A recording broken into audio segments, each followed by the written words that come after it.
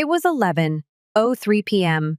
I still remember the exact time because I had just tossed my greasy work shirt into the hamper, cracked my knuckles, and sunk into the couch with a sigh that felt like it came from my soul. My phone buzzed. Call from Harper. Weird. My younger sister never called this late.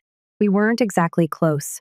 She usually texted me once a week with emojis and vague requests like, "Ugh, life is so stressful, can you help me with something?"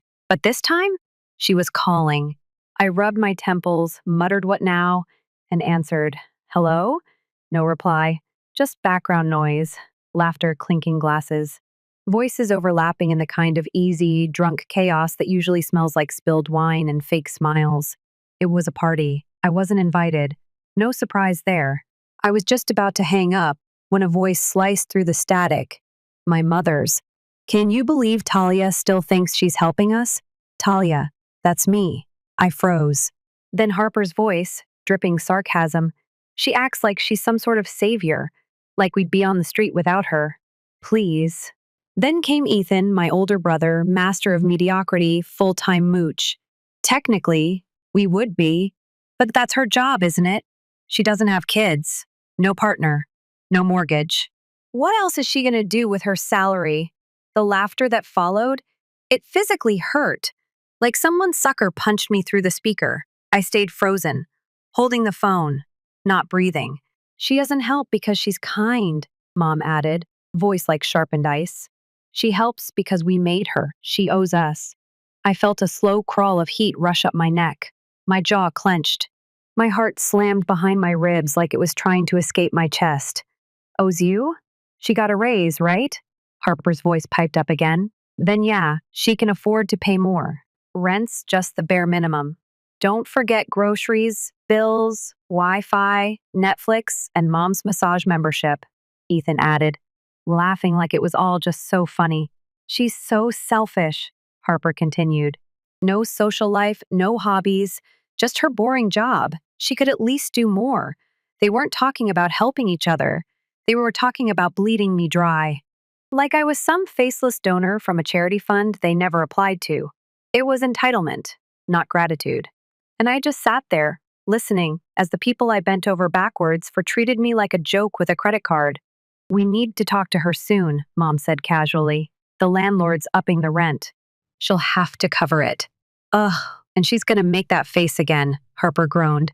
"That fake I can't afford it act. She's got savings. She'll cave," Ethan said with a smug snort. "She always does. She's terrified of saying no." They laughed again. That same cruel, casual laughter. That was the moment I knew. They didn't respect me. They didn't even like me. I wasn't family to them. I was a walking, talking financial safety net, so I made a decision. Not then, not loud, not with anger. I stayed silent. Let them keep laughing. Let them believe I was still the doormat in the dark. But I pressed the phone tighter to my ear, because if they thought I was predictable, if they thought I'd keep doing this forever, they were about to learn the hard way that I was done playing savior. Then Harper laughed again, sharp and mean. "Remember when she tried to say no once? That little meltdown? She folded in like, what? 2 days? We hit her with the guilt script," Ethan said proudly. "Worked like a charm. She's too soft," Mom added. "And that's why we always win." I didn't even feel my own nails digging into my palms. My whole body was shaking, but I said nothing. Because I was learning something important. They were never going to stop.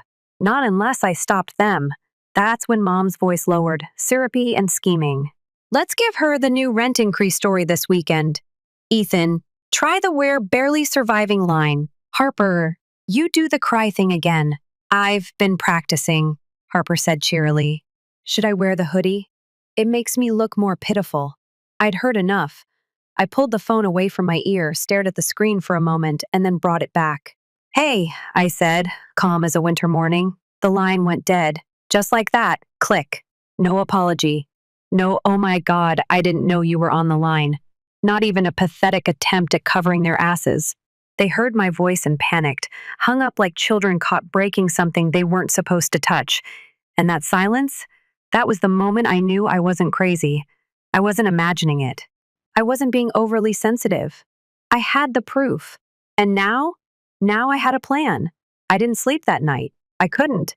My brain wouldn't stop replaying every single word. Each laugh, each smug jab, each little reminder that I was never seen as a person in that house, just a resource. I sat at my kitchen table, staring at the same ceramic mug I used every morning, like it might give me answers. The apartment was quiet except for the hum of the fridge and my own restless thoughts. My family had always needed me, or at least that's what they convinced me to believe. Rent short this month? Talia's got it. Grocery bill a little steep? Talia'll handle it. Electricity, water, phone plans, new furniture for mental health? All me. They framed it as love, as what families do. But that night pulled the curtain all the way back. It wasn't love. It was a racket. A scam I'd been buying into for years. So I didn't react. Not outwardly. I sent Harper a quick text before bed, something neutral. Sorry, phone bugged out earlier. Everything okay? She replied with a casual LOL. Yeah, just a bad signal. We weren't even saying anything important. Liar. But I played along. Because if they thought I hadn't heard anything, they'd keep thinking I was the same gullible sister they'd always leaned on. That was the point. If I wanted to pull this off, I had to give them what they expected until I was ready to burn it all down. The next few days were easy. Too easy. They were texting like nothing had happened. Harper sent me screenshots of clothes she wanted but couldn't afford. Ethan sent me a pic of a cracked phone screen with the caption, "Guess what died today?" Mom sent her usual "love you, sweetheart." Just checking in, it would have been funny if it wasn't so infuriating. The entitlement practically oozed from every message, but I kept my responses short, friendly, just enough to keep up the illusion. Meanwhile, the first started preparing. First, I logged into the rental account and removed my automatic payments. Just like that. One click and I was out. I didn't even flinch. Then I pulled up every receipt from the past 2 years. Rent, utilities, groceries, you name it. I put it all into a spreadsheet. Just to remind myself of how deep I was in. Over $42,000. That's what I'd given them. No interest, no strings, just handed it over like it meant nothing. I stared at that number for a long time. That wasn't support. That was servitude. I wasn't going to ask for it back. That's not what this was about. I didn't want repayment. I wanted freedom. And maybe, just maybe, I wanted them to feel what I had felt: panic, fear, powerlessness, the emotional kind of poverty that eats at your pride. I didn't want them to suffer. I wanted them to finally understand what it means to carry a burden alone. The weekend came quickly. They had already asked me to stop by. Nothing serious, just a quick chat, Harper had said, pretending it was casual. I knew exactly what it was. They were setting the stage for the new rent increase pitch. So I played my part, drove over that Saturday with a smile on my face and nothing in my wallet for them. The house looked the same, bright, overdecorated, clean in the way expensive things are clean. Smelled like cinnamon candles and takeout from a place I couldn't afford when I was living paycheck to paycheck. I stepped inside, letting the door close behind me. Harper was on the couch with her phone. Ethan was halfway through a sandwich that cost more than I made in an hour.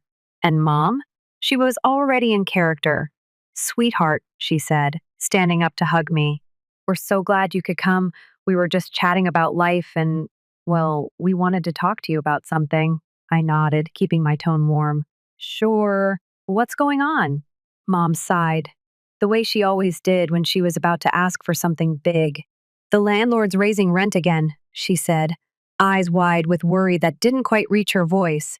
"It's a lot this time, like several hundred, and we're just struggling." Harper jumped in fast, like it's not just rent, it's everything. Utilities, food, my car is acting up again. "It's just a lot," Ethan added his own flair. "We're not asking for much, just until we get back on our feet." I pretended to consider it, letting the silence stretch just enough to make them squirm. "How much more are we talking?" I finally asked. Mom exchanged a glance with Harper. "Maybe $400 more? Just for a little while." I tilted my head slightly, like I was calculating. "I'll see what I can do," I said. And just like that, the tension broke. Harper let out a sigh of relief. "You're seriously the best." Ethan clapped me on the back. "Knew we could count on you." But they didn't know.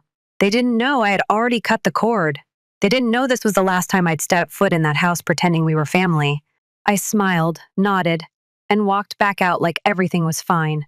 Over the next week, I barely spoke to them, just enough to keep the peace. A few texts, an emoji or two, nothing that would tip them off. And while they were bragging about brunch and movie nights, I was sitting at home watching it all crumble from a distance. I got a call on Thursday, Mom, again.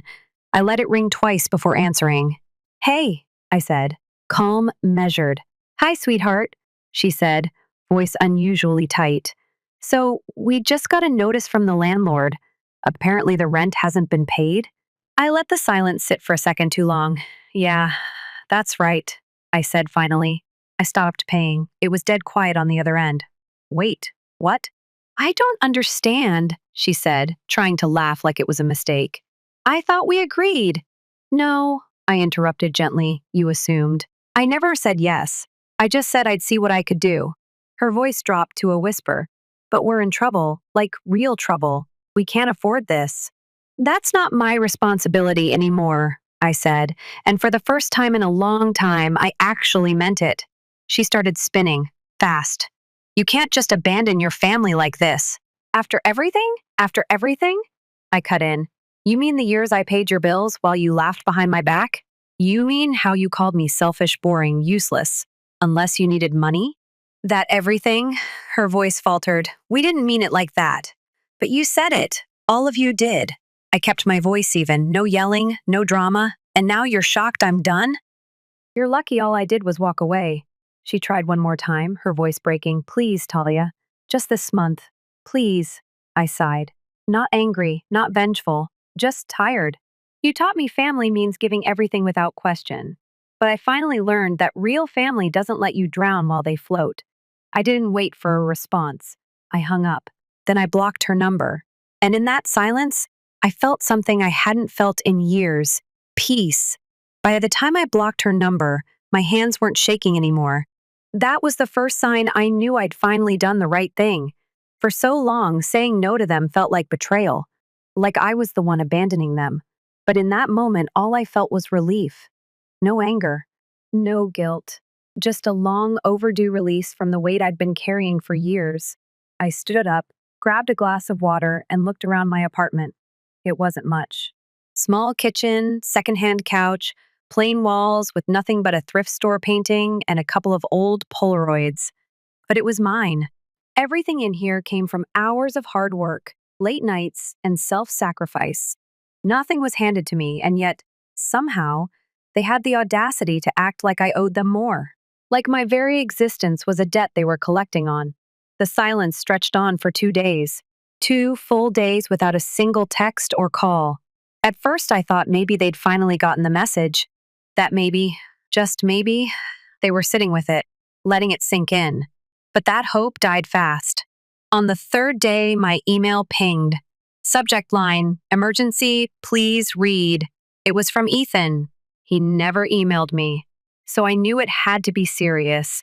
I opened it, scrolled past the greetings and excuses, and landed on the important part. We're being threatened with eviction. We don't have the money. Mom's freaking out. Harper's crying. Please, if you can just help us cover this month, we'll figure it out after. That last line made me laugh out loud. We'll figure it out after. That's what they always said. After what? After they max out another credit card? After another spa day? After another vacation they had to book in advance?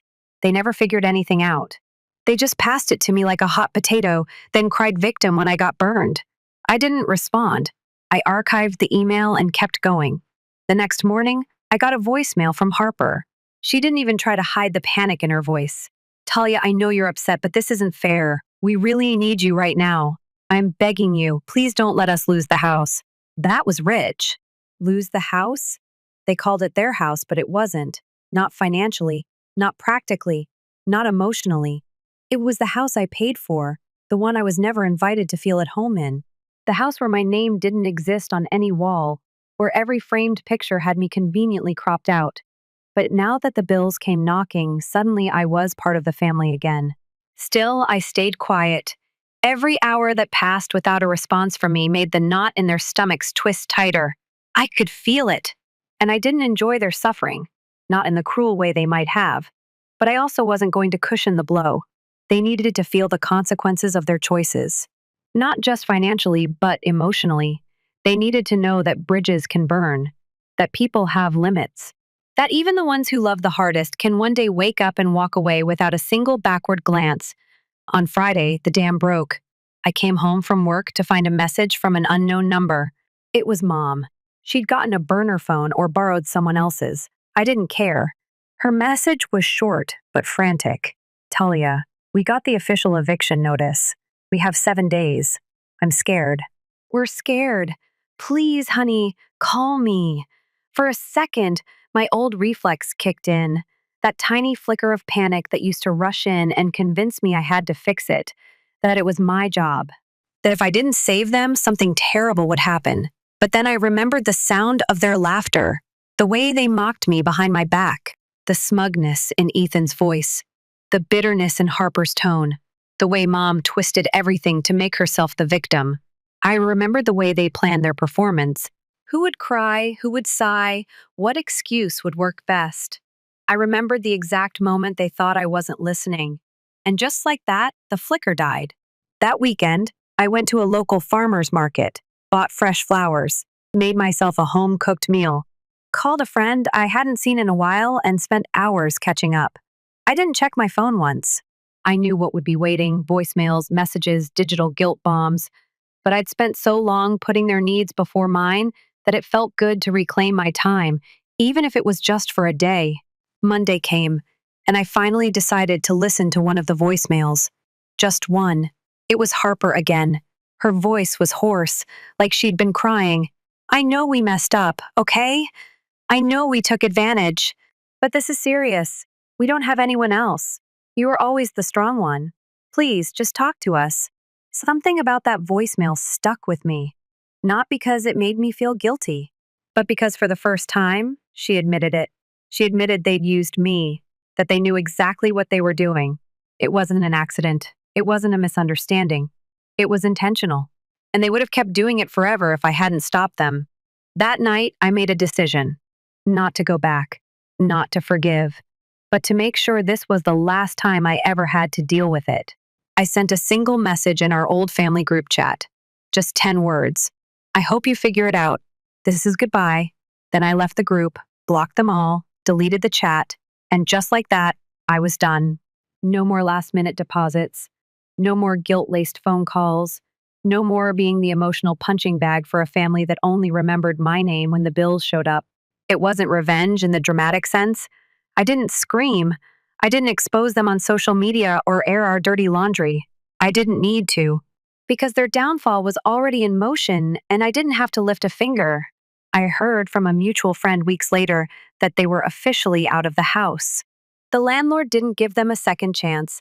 They'd maxed out their cards and couldn't cover first and last on a new place. They moved in with one of Mom's cousins, a woman she used to call trashy and unbearable. Life has a way of humbling people when you least expect it. And as for me, I was finally free. I started sleeping better. Woke up without that dull anxiety in my chest.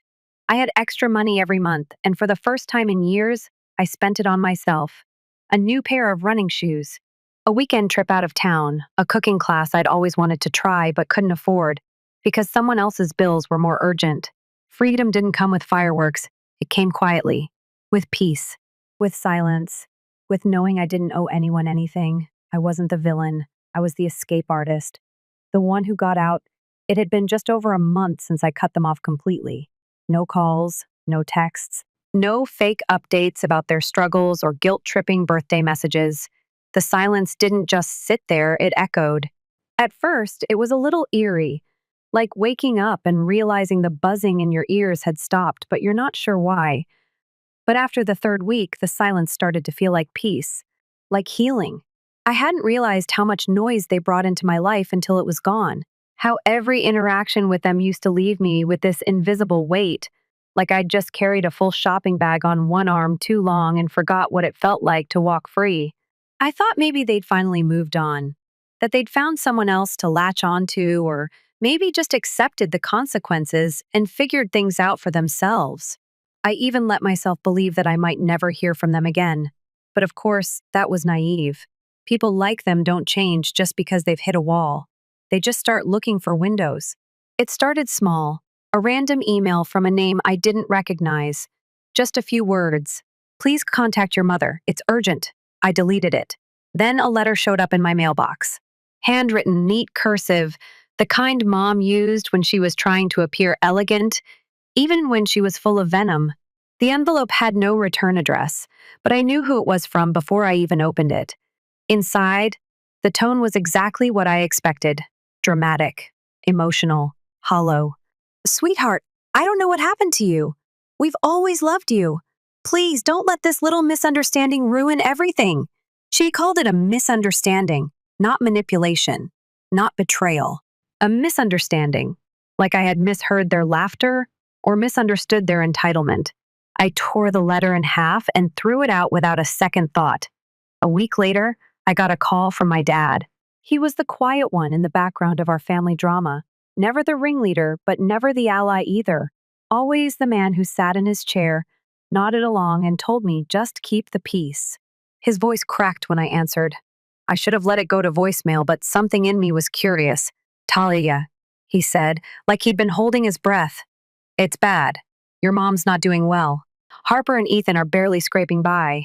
Can't you just help until they get back on their feet? I didn't yell. I didn't cry.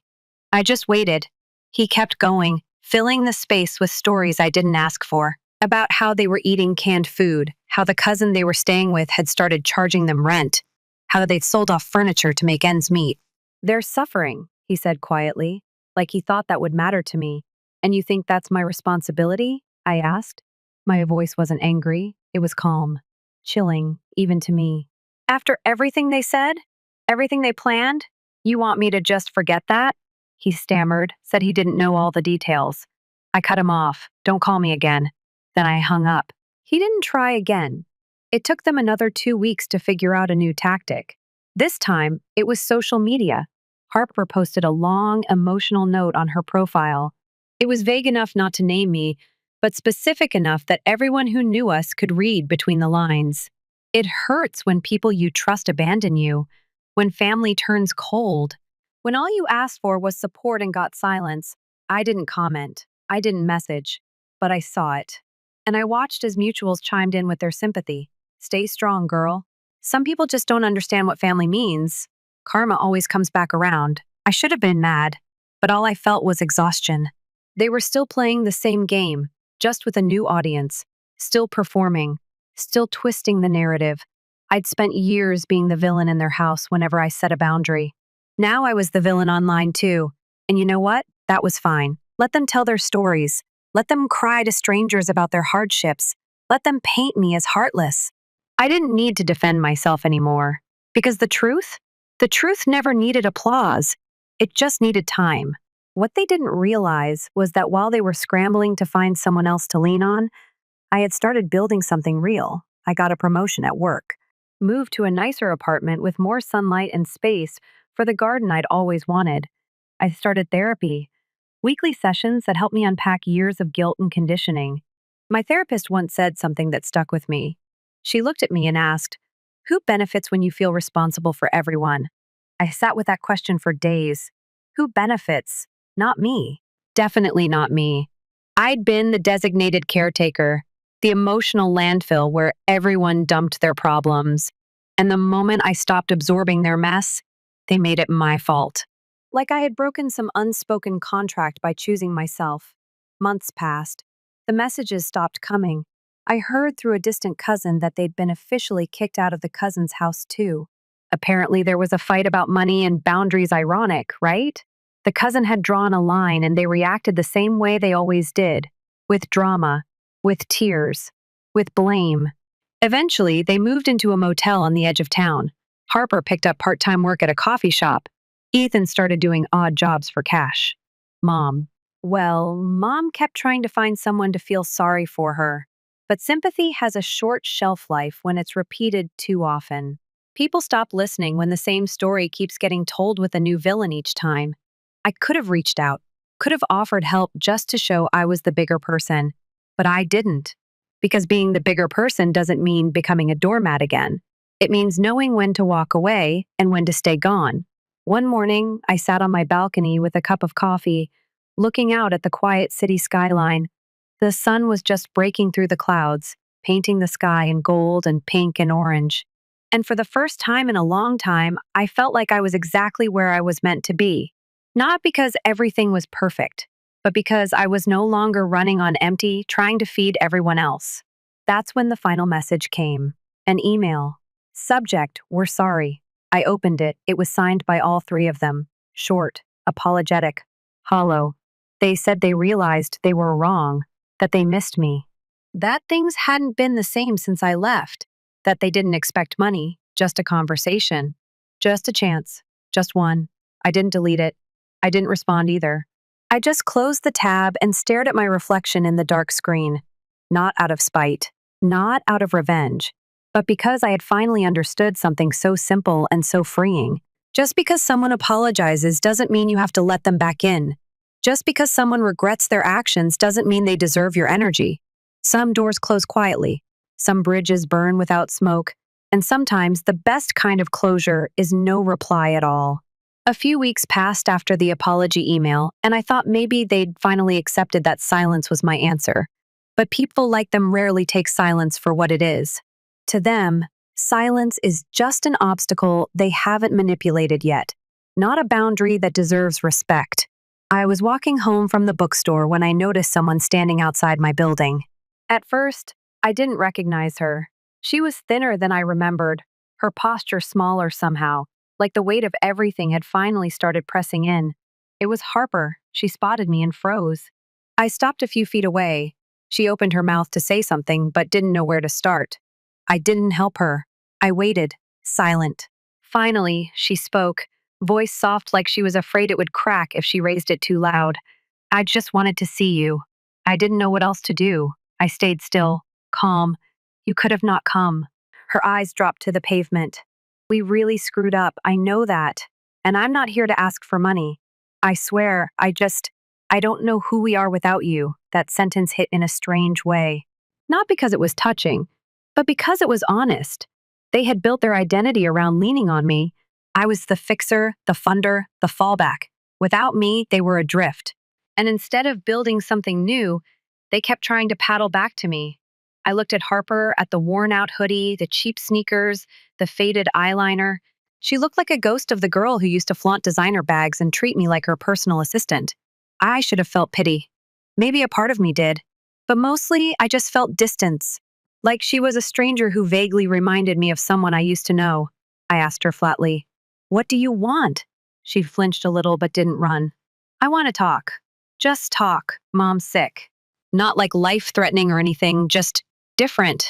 Sad all the time. She doesn't even leave the motel. And Ethan's trying, but he's lost. I think we all are." I considered her words, not with emotion, but with logic. Sadness wasn't new. It was just louder now that they didn't have me to muffle it with comfort. I nodded once, not out of agreement, but to signal I'd heard her. "You said you didn't come for money, but you're still asking for something. So, let's be honest, what is it you really want?" She hesitated, then exhaled slowly. "I guess. I want to know if we ever have a shot at being a real family again. One that doesn't treat you like a paycheck." That stunned me for a second. Not because I believed it, but because she finally said it out loud. I let the silence sit between us before answering. "Maybe someday," I said, "but not today. Today, I'm choosing peace." I stepped past her and walked inside without looking back. She didn't follow. The next few days were quiet again. No emails, no letters, no surprise visitors. It felt like maybe, just maybe, the message had landed for real this time. I spent my mornings reading on the balcony, afternoons working on a personal project I had shelved for years, and nights learning how to cook things that weren't just survival meals. My therapist once told me that healing doesn't always come in grand declarations. Sometimes it shows up in the way you don't flinch when your phone rings, in the silence that no longer feels empty, in the freedom to take up space without apology. I was finally there. But just as I was starting to settle into that rhythm, a letter came in the mail, one that made me pause. It wasn't from any of them, it was from a lawyer. At first, I assumed it was junk mail, maybe some subscription or class action nonsense. But when I opened it, I saw my name, my family's names, and a proposal. My grandmother had passed away recently, and apparently there was a small inheritance being split. Nothing massive, but enough to catch attention.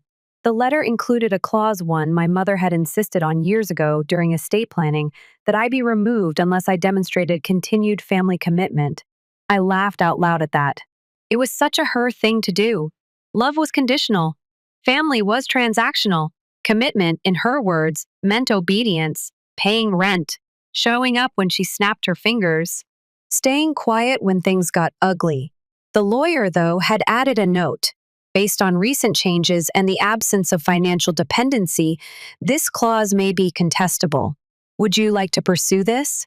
I sat there, holding the paper, rereading that line. I didn't care about the money. I had made peace with walking away from more than that. But the principle of it? The idea that they tried to punish me from the grave? That they still wanted control, even posthumously? That lit something in me. Not rage, not bitterness, just a quiet resolve. I contacted the lawyer and said yes, I wanted to contest it. Not out of greed, but clarity. I wanted my name back. Not for them. For me. A few weeks into the process, word got around. Ethan tried calling from an unknown number. I didn't answer. Then Harper emailed again, shorter this time. We know about the will. Please don't do this. It's going to tear what's left of us apart. I didn't respond, because what was left had already fallen to pieces long before lawyers got involved. They tore it apart the moment they laughed at me behind my back, the moment they planned how to cry on cue, the moment they made me the villain in a story I never even asked to be part of. The legal case was small, simple, and ultimately symbolic. It wasn't about what I'd win. It was about not letting them write me out without a fight. And when the final decision came, it was exactly what I expected. The clause was deemed unfair, outdated, rooted in personal bias. I was restored. A share was released to me. I donated half of it to a shelter that supports women escaping toxic households. The rest I used to start a small side business, something that had always been a dream, but never felt possible when I was funneling money into other people's problems. In that moment, something shifted. I stopped thinking of myself as the girl who left. I started thinking of myself as the woman who reclaimed. I didn't need their love. I didn't crave their approval. What I needed was space, choice, and the ability to breathe without guilt pressing down on my chest. One day, maybe years from now, they might look back and realize what they lost. Not the money, not the convenience, but the relationship they could have had if they treated me like a person instead of a lifeline. That realization isn't mine to deliver. It's theirs to live with. As for me, I've built something better than forgiveness. I've built distance. I've built boundaries that aren't made of anger but of clarity. Boundaries that say, I won't hurt you, but I won't save you either. And every day, I wake up knowing I'm free. Not just from them, from the version of me that thought love had to be earned through sacrifice. That version is gone, and I don't miss her. It was quiet again, but this time it felt final. No more phone calls from unfamiliar numbers. No emails with guilt-laced subject lines. No one waiting outside my building pretending they just happened to be in the neighborhood. After I claimed my share of the inheritance and stayed silent, it was like they finally understood. I wasn't coming back. There wasn't going to be a last-minute rescue. No final act of grace to lift them from the hole they'd dug together. I think part of them had held on to that fantasy until the very end. That one day I'd remember who I used to be. The girl who flinched at the thought of saying no. The girl they could shame into submission with a sigh or a staged tear. But I had changed and they had not. That was the difference. I used to think change came like a lightning bolt, loud, dramatic, unforgettable. But for me, it came quietly, like water wearing down stone. Small decisions that stacked up, moments where I chose myself in the face of habit, until suddenly I couldn't recognize the version of me who ever begged for their approval. I had stopped checking the old family group thread, the one I left but hadn't deleted completely. I kept it, not because I wanted it, but because I wanted the reminder. Every once in a while, curiosity would nudge me and I'd open it just to see if they'd ever figured out how to move on. But it was always empty. Then, one Sunday afternoon, a message appeared. Not to me, but in the group itself. It was from Ethan. Short, raw. She's not coming back. There were no replies, no arguments, no debate. Just that. A resignation. A sentence I think he meant more for them than for anyone else. I stared at it for a long time before finally deleting the entire thread from my phone. Not out of anger, not even out of relief, just readiness. I didn't need a window into their downfall anymore. I had nothing left to prove. The side business I started with the inheritance slowly grew into something real. It wasn't flashy, it wasn't fast, but it was mine. I poured the energy I used to waste on them into something that gave back. I met people who respected boundaries instead of trying to bulldoze them. I learned how to accept help without feeling like I owed someone a piece of myself in return. That was new for me, receiving without guilt. One day, I caught myself laughing with someone at lunch, and it stopped me in my tracks. Not because laughter was rare, but because I realized it had been months since I laughed and thought about what someone else might want from me. That's how I knew I was healing. Not because I'd stopped remembering the past, but because it stopped owning me. Then, almost a year to the day after that phone call, the one where I told Mom I wouldn't be paying the rent anymore, I got a letter. This time, it wasn't begging or blaming. It was an invitation. Harper was getting married. I blinked when I saw it, surprised more than anything. I hadn't spoken to her in nearly 12 months. The envelope had no note, just the printed invitation and my name in gold script like nothing had ever happened. At first, I laughed. The audacity was familiar. But then I felt something else. Not anger. Not sarcasm. Just disappointment. Not at them, but at the part of me that still half expected an apology instead of a performance. I placed the invitation on the kitchen counter and left it there for a few days. I didn't have to think about it. I already knew I wouldn't go. But I wanted to give myself the space to feel all the things I thought I'd buried. Because even with everything they did, some small, battered part of me still hoped they'd learn how to love without strings. That part deserved closure too. I never responded. I didn't return the RSVP. I didn't block the address. I just let it be. And on the day of the wedding, I went for a hike. Alone. The sky was overcast and soft, the air cool enough to sting a little but not enough to bite. I climbed until I reached the ridge overlooking the valley. No traffic, no people, just me, the trees, and the wind. I stood there for a long time, thinking about nothing and everything. About the girl I used to be. About the woman I was now. About all the years I spent begging to belong, giving until I was hollow, mistaking exhaustion for loyalty. I wasn't angry anymore. I wasn't bitter. I was just done. Done explaining myself to people who never really listened. Done waiting for them to see me the way I saw them. I had let go. A few days after the wedding, I got one last message. This time from Harper again. It was short. I wish things could have been different. I do. I believed her. But that didn't mean anything anymore. Wishing didn't change history. It didn't patch wounds or return time. It didn't undo the nights I cried alone after sending them my last few dollars. It didn't make up for the moments they mocked me when they thought I wasn't listening. I didn't reply. I didn't need to. That message wasn't a door. It was a memory, and I had already walked past it. These days, life is quiet. Not empty, just quiet. I still work, still build, still laugh, still dream. I have friends who know my real laugh, who know when I'm tired even before I say it. I keep fresh flowers on my kitchen table. I write every morning before the world gets too loud. I plant herbs on my windowsill. It's small, but it's mine. No one controls it. No one demands it.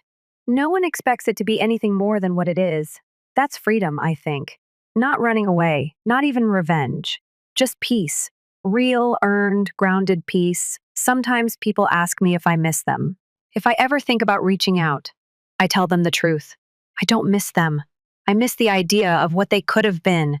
The dream version of family, the one that shows up, gives without keeping score, loves without conditions. But I also know that holding on to a dream like that is how I got lost in the first place. I spent too many years trying to become someone they'd finally respect, only to realize that respect would never come because it was never about me. It was always about control. And I gave it up, piece by piece, thinking I was keeping the peace, not realizing I was only silencing myself. But not anymore. Now, I choose myself every single time. And if that makes me selfish in their eyes, so be it. Because I've learned that being selfish isn't the same as being cruel. It means knowing your worth It means protecting your peace. It means drawing a line in the sand and saying this far, no further. I'm not your savior. I'm not your safety net. I'm not your scapegoat. I'm me. And I am finally, fully, unapologetically free. Story 2. My parents told me they weren't made of money when I begged them for assistance with my medical costs. I stopped giving them money for their travels after they got my brother a brand new automobile a month later. They called a year later. Help is needed to book our cruise. No hesitancy, no shame. I gave them the precise information they need. I never imagined that I would need to ask my parents for assistance. I had always been self-sufficient. I never begged for anything from them, worked hard, and paid my own bills. I was the responsible child even as a young youngster. I worked part-time jobs, had outstanding grades, and never caused trouble. Adam, my brother, was the complete opposite, requiring assistance constantly, always finding themselves in a financial bind, always depending on our parents to save him, and they did, every time. I never despised it, though. Not at all. I assumed that was the way things were. They assisted Adam more since he needed more. I didn't need it. I was getting by just fine on my own. Then I became ill. It was severe, but I don't want to get into specifics. It is not life-threatening right away, but it might get serious if left untreated. The cost of the procedure was quite high, and insurance did not cover it. I first believed I could do it by myself. Despite my best efforts to make the most of my funds, expenses continued to mount. Visits from a medication specialist. Methods. I was drowning regardless of my budget. I had no choice but to seek for aid, even if I didn't want to. I thus gave my folks a call one evening. As usual, Mom responded with tears in her eyes. "Rachel, my dear, you haven't phoned in a long time. How is work going?" I clutched my phone and gulped. "In fact, I wanted to discuss something significant with you." "Oh," I inhaled. "I've been juggling some health issues. The bills were really painful. Would it be possible for you to assist me in some way?" Quiet, then a little chuckle. "We're not made of money, Rachel, honey." My stomach dropped. "Yes, I simply do. You're an adult, my dear." She cut me off. "These things are meant to be handled by you alone." I tightened my jaw. "I have. But this isn't the same. This is no little outlay of funds. I'm having trouble." Mom sighed as if she was worn out by this discussion. "We put a lot of effort into getting here, Rachel. We are not in a position to simply distribute funds." I parted my lips and then shut them. I was at a loss for words. It was the first time I had ever asked them for money. Not for anything, not for rent, nor for college. And now they were behaving as though I was being irrational when I actually needed them. "All right," I answered sternly. "I get it." Her voice was one of relief. "Excellent. I assumed you would handle this with maturity." Before I could say something I would later regret, I hung up. I woke up that night and stared at the ceiling while mentally reliving the exchange. I didn't request a handout. I was not being careless. I was ill. All I needed was a little assistance. However, they had immediately shut me down. "It's okay," I reassured myself. "I'll work it out myself." And I did. I took on freelance work in addition to my normal job, worked extra, and reduced everything I could. It was draining. It was horrible. However, I succeeded. A month later, I learned that they had purchased a brand new vehicle for Adam. It's not a cheap automobile or a secondhand car. A brand new SUV that is loaded. Adam boasted about it in the family group chat, which is how I only found out. Adam got my new car at last. I was hooked up by my parents. My pulse was racing as I gazed at my phone. They weren't composed of cash. They had thousands to spend on a brand new automobile for Adam, but they couldn't afford to help me while I was ill. I was unable to stop myself. I immediately phoned my mother. After a few rings, she responded in a soft, indifferent voice. "What a surprise, Rachel. Have you seen the new automobile your brother got?" I tightened my jaw. Yes. I saw that she said he truly needed it without even thinking. His ancient automobile was always breaking down. He was no longer allowed to drive that piece of garbage. I had trembling hands. "So let me clarify this. You had enough money to purchase Adam a new automobile, but not enough to help me with my medical problems," she replied, pausing in that patronizing tone she usually employed when she felt I was being irrational. "It's not the same thing, Rachel. I laughed a little, without humor. How is it different? Since you're doing well now. Simply, she said, you managed it, you made it through it. Adam also required a trustworthy vehicle. Something inside of me felt, hurry up. To pay those bills, I had been killing myself for months. I had not. I pushed myself to the limit of my endurance, all because they claimed they were unable to provide assistance. Moreover, it had never been accurate. They simply didn't give a damn. I let out a slow breath. What do you know? I'm done, so I hope you enjoy your new family vehicle. She let out a loud sigh. Don't be like that, Rachel. The first mean it, I interrupted. You obviously have money when it helps you, but I will no longer participate. She laughed. What is the intended meaning of that? I gave a chilly smile. It implies that you will now be able to finance your own trips. Quiet. Then her voice took on a hint of anger. That's unfair, Rachel. I ended the call. I was done for the first time in my life. For years, I had been paying them without question. Since they had helped me grow up, I felt like I was giving back to them. But now I understood the reality. My money was never needed by them. They simply anticipated it. I no longer sent them any money. I didn't hear much from them at first. A few passive-aggressive texts, the occasional guilt trip, but I ignored it. Then a year later, my phone buzzed with a call from my mom. I almost didn't answer, but curiosity got the better of me. I picked up.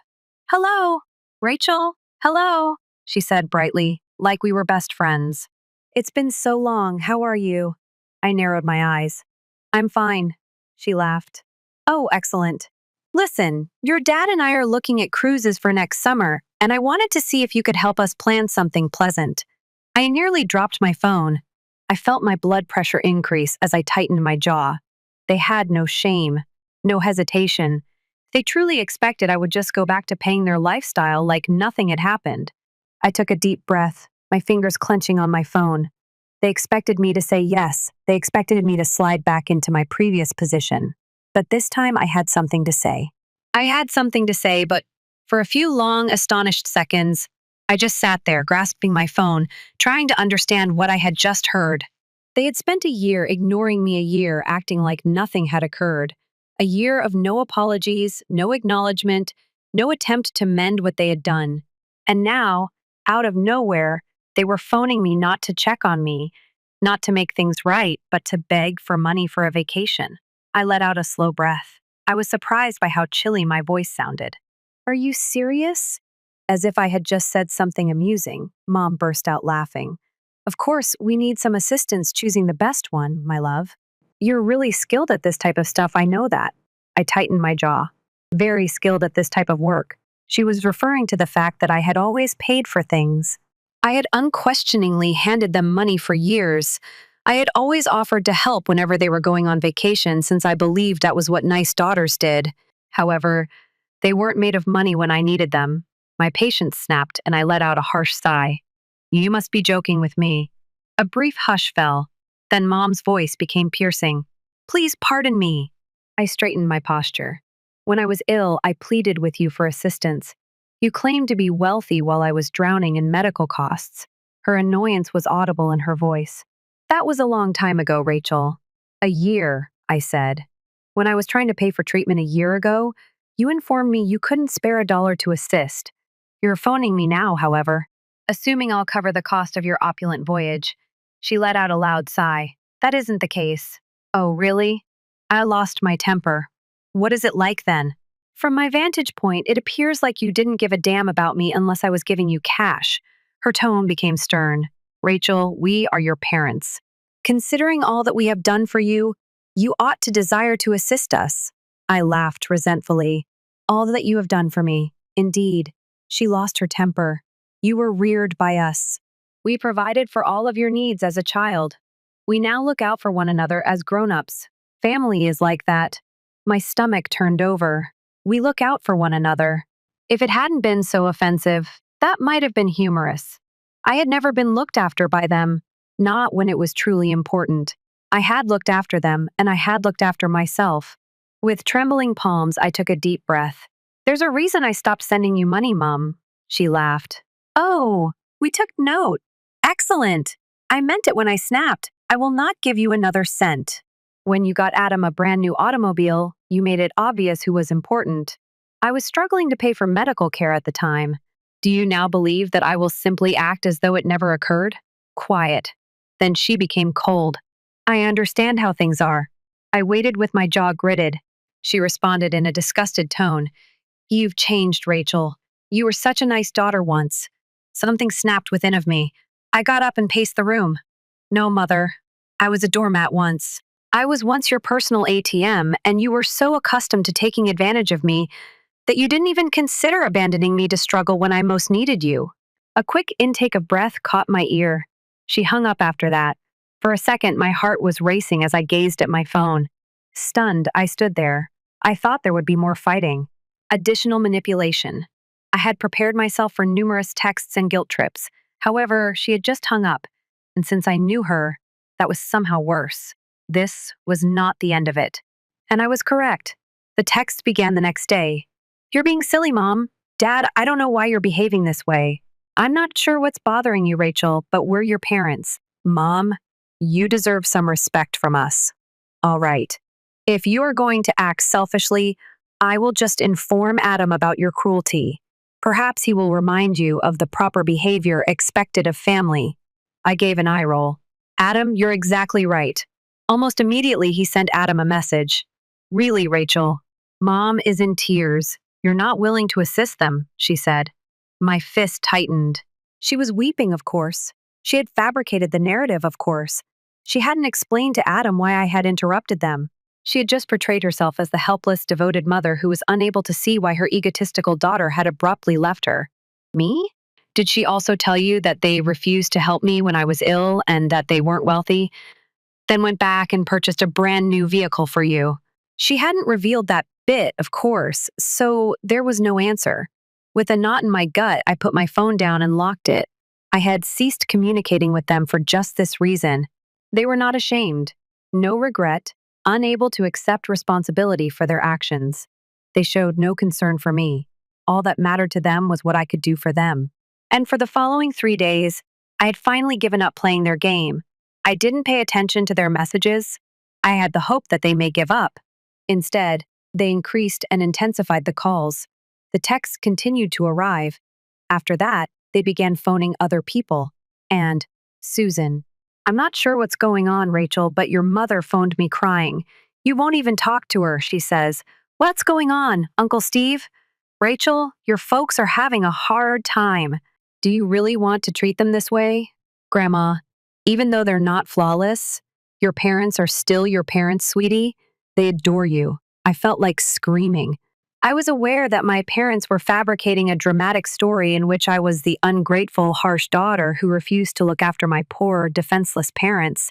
I thought about ignoring them, but then I understood that until I forced them to stop, they wouldn't. So, I sent a last message to everyone in the family group chat.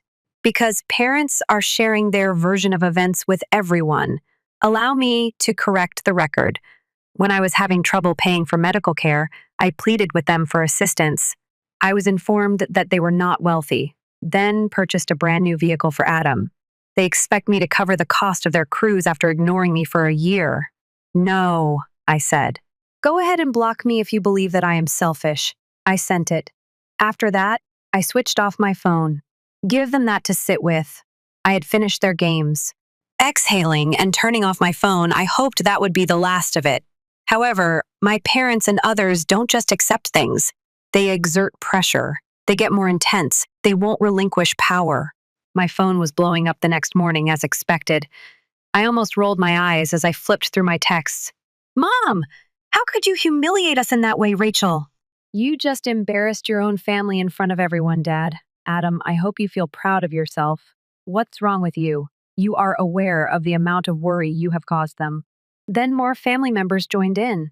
I'm not sure what transpired between you and your parents, Aunt Susan, but it wasn't necessary to share private information in the family conversation. Uncle Joe. Even though families aren't ideal, you shouldn't break up with them for something as trivial as money. I raised your mother better than this, Grandma, my love. It must be a miscommunication. Simply speak with her. I exhaled deeply and slowly. A miscommunication. They constantly referred to it as that whenever my parents committed a terrible act, a miscommunication.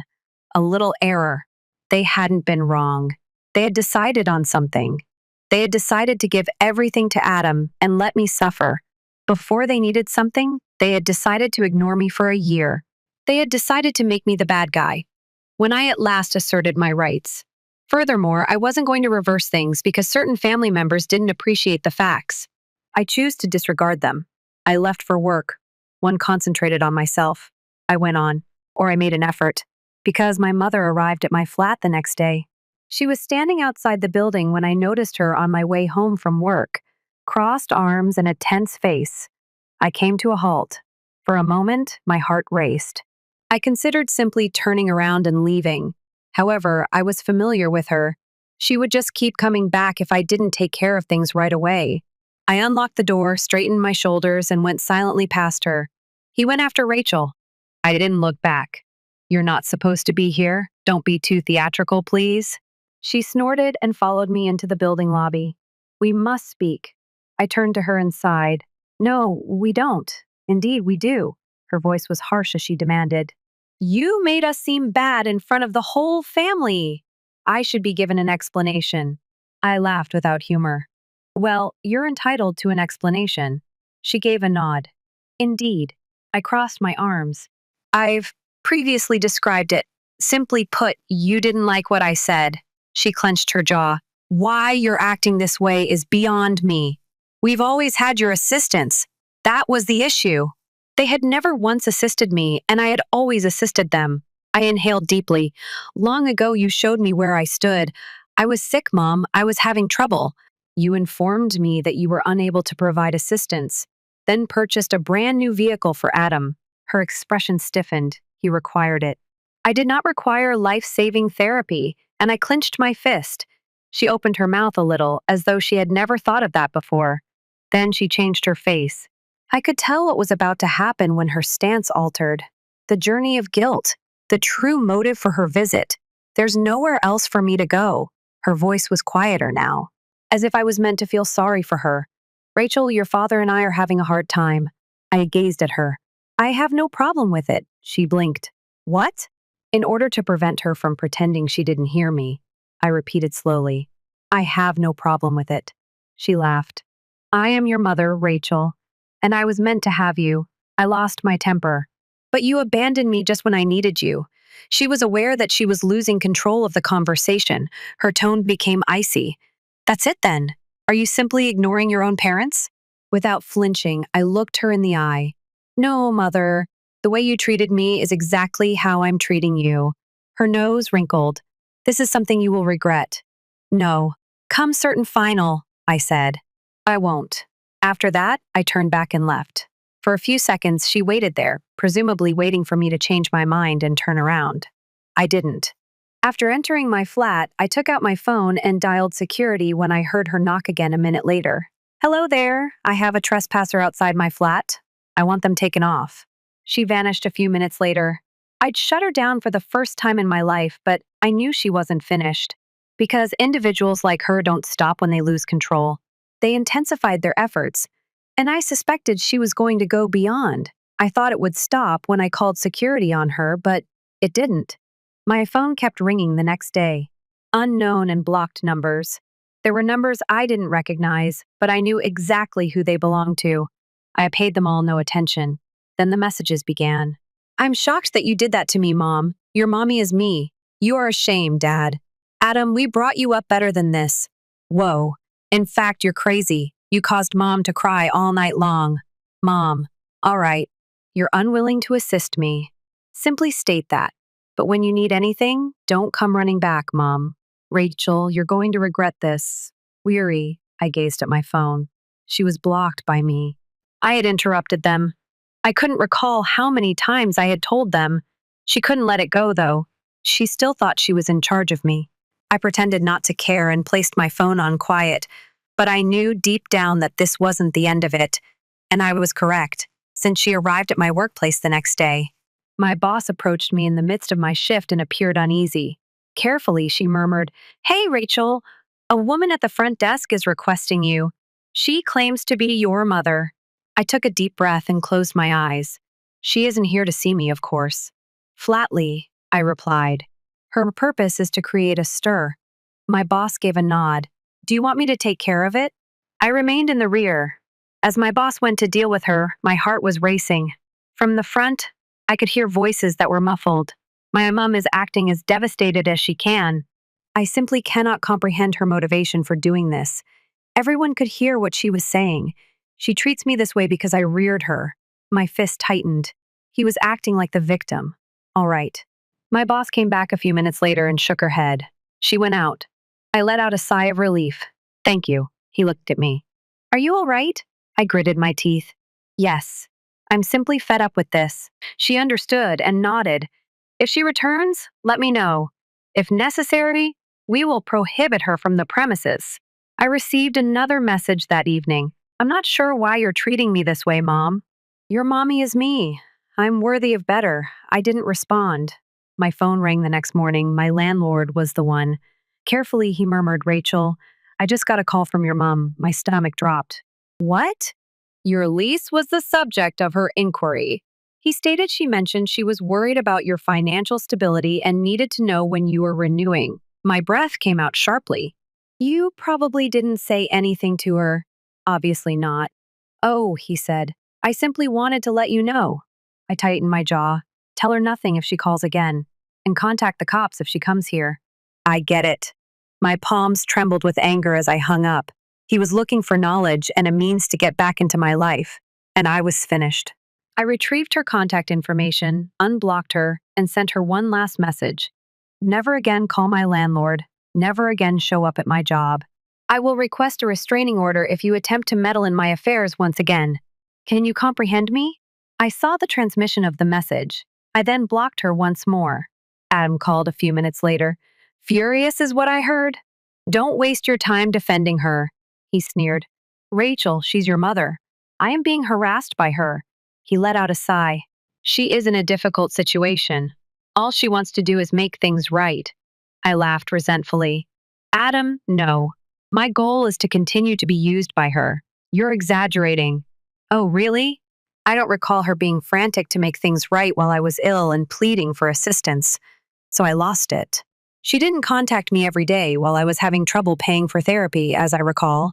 But now that I've interrupted her, she feels the need to make things right. He didn't say anything. I'm not missed by her, I said icily. My money is missed by her. More quiet. You're making a mistake, he whispered. No, I said. I'm at last acting morally. I ended the call. And I didn't feel bad about it this time. Please share your opinions on this topic in the comments section below. Story 3. When someone has been buried alive by a falsehood, I had no more space for terror. The quiet they select for themselves is the only thing that hurts them. And I, Abigail Callahan, had had enough of my silence. I entered a lawyer's office in downtown Vancouver on Monday morning, carrying a bulky briefcase and wearing an expression devoid of emotion. The workplace was compact, uncomplicated, and neat. Through the glass panes came the filtered sunlight, settling on the file I had brought. Each page contains a fragment of my life. Living evidence that I never died the manner they said I did. Attorney Jacob Miles was the one who met me. A young man in his early 30s with thin-rimmed spectacles and well-groomed brown hair. I spread out the papers in my briefcase on the table. He only sat still, his eyes wide and without blinking. I pushed forward the U.S. passport that was frequently stamped from Vancouver and Seattle and stated, "This is my passport, Toronto. These are my pay stubs, rental agreements, tax returns, and Canadian residence card, all of which date from the same period." Officials in Oregon reported me dead. Jacob rapidly skimmed through a few pages before turning to face me. Are you claiming that you were wrongfully pronounced dead? My relatives exploited my nod to give my sister, Emily Callahan, all of my possessions. In addition to my own possessions, I also have some shares in the business I used to work for and my grandparents' inheritance money. He rubbed his forehead while leaning back in his chair. This is unlike anything I've ever dealt with. I don't need you to be surprised, I said in an oddly composed tone. Please assist me in taking back my identity and, if you can, in holding those responsible for this accountable. He nodded after taking a deep breath out. First, we'll submit a petition to have the death certificate revoked. Concurrently, I'll get in touch with the state authorities in Oregon and start getting ready to file a case for inheritance abuse and document fraud. However, he paused. It won't be a quick procedure. Months may pass. I steadied my gaze and glanced up at him. They are having a memorial service for me this weekend, so I don't have any months. They had already conducted a funeral when Jacob froze a monument. I am aware. I smiled sourly, but obviously one fictitious funeral wasn't sufficient. A second performance is what they desire, larger, more widely known, and I'll be there to see them perform this time. I got a message from an unknown number the same evening. No greeting, no name. Only one line. Abigail Callahan Memorial, Portland's St. Luke Church on Sunday. My pulse was racing as I gazed at the message. My parents used to take annual family Christmas pictures at St. Luke, the church where I used to sing in the children's choir. They decided to keep the hoax going there, a hallowed space brimming with memories, now transformed into a platform for their fictitious sorrow. City lights were reflected on the glass within me as I stood near the window. Certainly, there was no anger, just a chilly clarity. I had been thrown away, deleted, and replaced. But I would go back today. Not to say sorry, not to beg. I'd come back to get the truth. A freelance writer with experience covering intricate inheritance litigation was engaged by me. I provided her with all the documents, including the fraudulently transferred estate papers and the falsified death certificate. She pledged to conceal my identity until the appropriate time to reveal the truth. I simply said one thing: let me give you that chance. I also wore a long, fitted black coat that was understated yet sophisticated. To fit the part, I would play at the memorial, not as a disguise. The one from the forgotten who came back. I had no idea who would be there that day. Old acquaintances and relatives, individuals who ignored me without saying a word. However, I was certain of one thing. It was a day they would never forget. The reason for this is not the pre-written eulogies, but rather the fact that I would unexpectedly enter and reveal the reality that had been hidden for 3 years. The sky over Portland seemed strangely gloomy that morning, as though the city was lowering its head to something or someone. A little drizzle fell. Across the narrow street, I gazed at St. Luke Church, the site of my family's recollections of me from my early years. The lights in the cathedral were blazing. The entryway was lined with luxury vehicles. Individuals wearing elegant black clothing came in with expressions of pure sadness. But I understood that nobody really hurt behind that moral facade. After fastening the last button and pulling up the collar of my coat, I walked gently across the street. The door was partly open, but the service had already begun inside. Amazing Grace was sung by the choir, which I heard. The tragedy was perfectly framed by the angelic voices that reverberated throughout the hallowed area. The world was supposed to believe them. A man stood as the song came to a conclusion. My dad, Abigail. She had a complex personality. His voice was clear but slow as he started. She was difficult to understand at times. However, we adored her.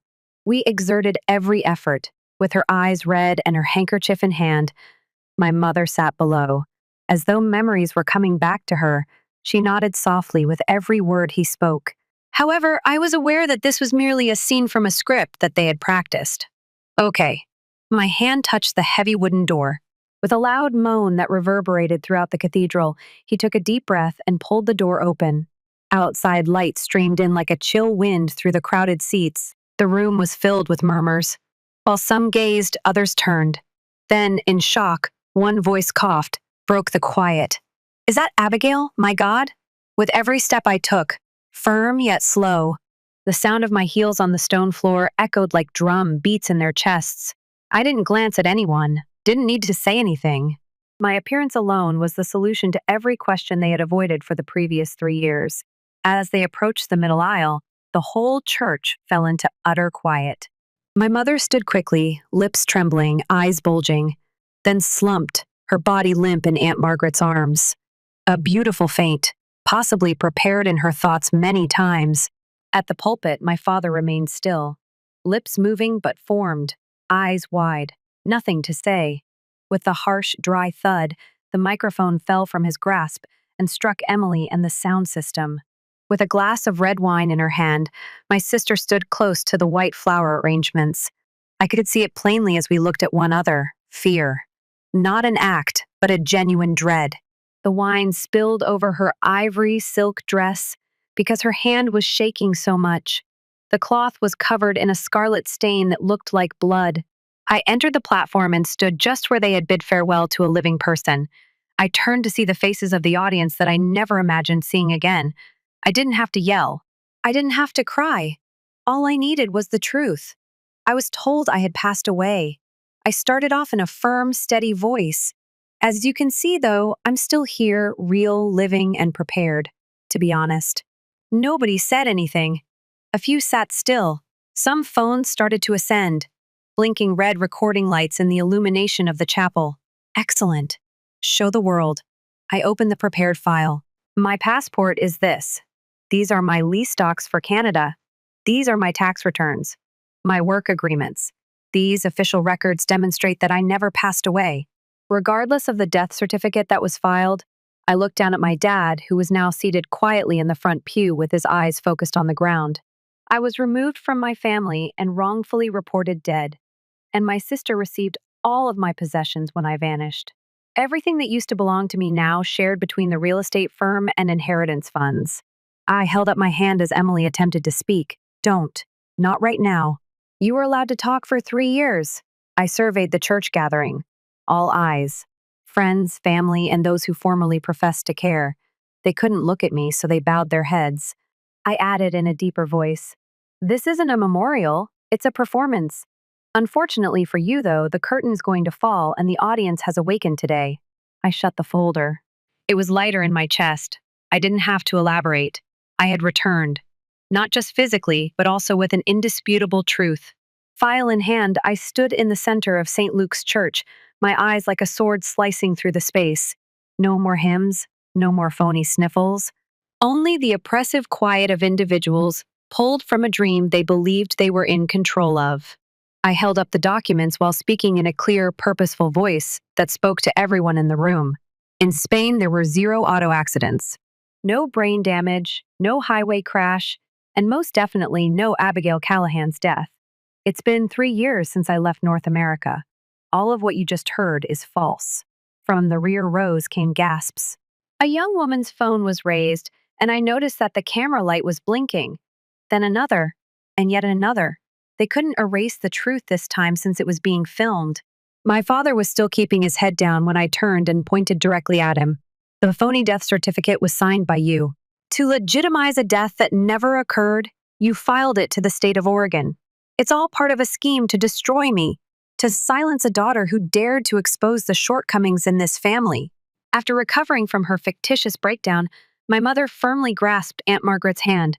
She stared at me like I was a ghost, her eyes wild, her face pallid. "How about you?" Gazing directly into my mother's eyes, I spoke. I spoke in a calm but forceful tone. "You said nothing. You were aware of the reality. I did nothing wrong, as you knew. You allowed me to take the fall, though, and continued to spread the lie in order to keep Emily safe." I looked at my sister Emily, who used to sleep next to me on Christmas Eve and once held my hand as I walked to school, standing like a statue right now. Her perfect makeup was starting to smudge with tears and sweat, and her fists were gripping the stained hem of her dress. "You stole from the business. Almost $60,000. Our parents knew, I knew. But you blamed me rather than take responsibility. And they decided to remove me as if I had never been there. Nobody answered. Nobody ventured. After inhaling deeply, I opened the second folder. Copies of the death certificate were inside.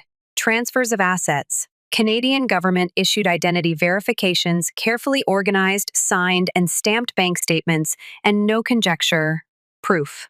These will be sent to the Multnomah County Prosecutor's Office and the federal court. Persistent financial fraud, forgery, and asset seizure by taking advantage of a deceased person. And before you sell everything to repay it, Emily, you might be fortunate enough to keep a couple pairs of shoes. Behind me, there were gasps. This was whispered by Aunt Margaret. This isn't possible. I spun around and gave her a direct look. It's true. More than any event in this church's history. Then a man got to his feet.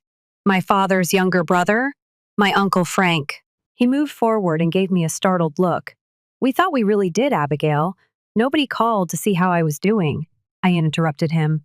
Nobody sent a text. Nobody sent an email. Just one message. One. However, you all chose to remain silent, and you are complicit because of your silence.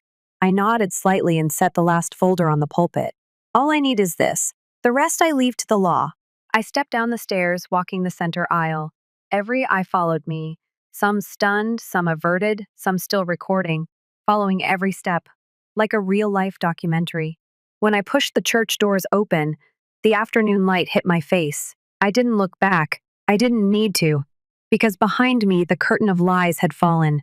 And I knew from that moment forward they could never put the play back together. The last light of the afternoon poured down the steps of St. Luke's Church as I walked outside. The breeze carried the scent of fresh grass and the musty wood from the old saint statue by the yard. But I felt nothing except the relief spreading through me light, as if a stone had been lifted from my chest after 3 crushing years. Behind me, the church door hadn't yet closed. I heard the movement of feet, wild murmurs, and someone weeping. Maybe my mother, maybe Emily. But for the first time in years, I didn't glance back. I didn't need to know what they thought. I didn't need to hear whatever tale they'd construct to excuse what they'd done, what needed to be said.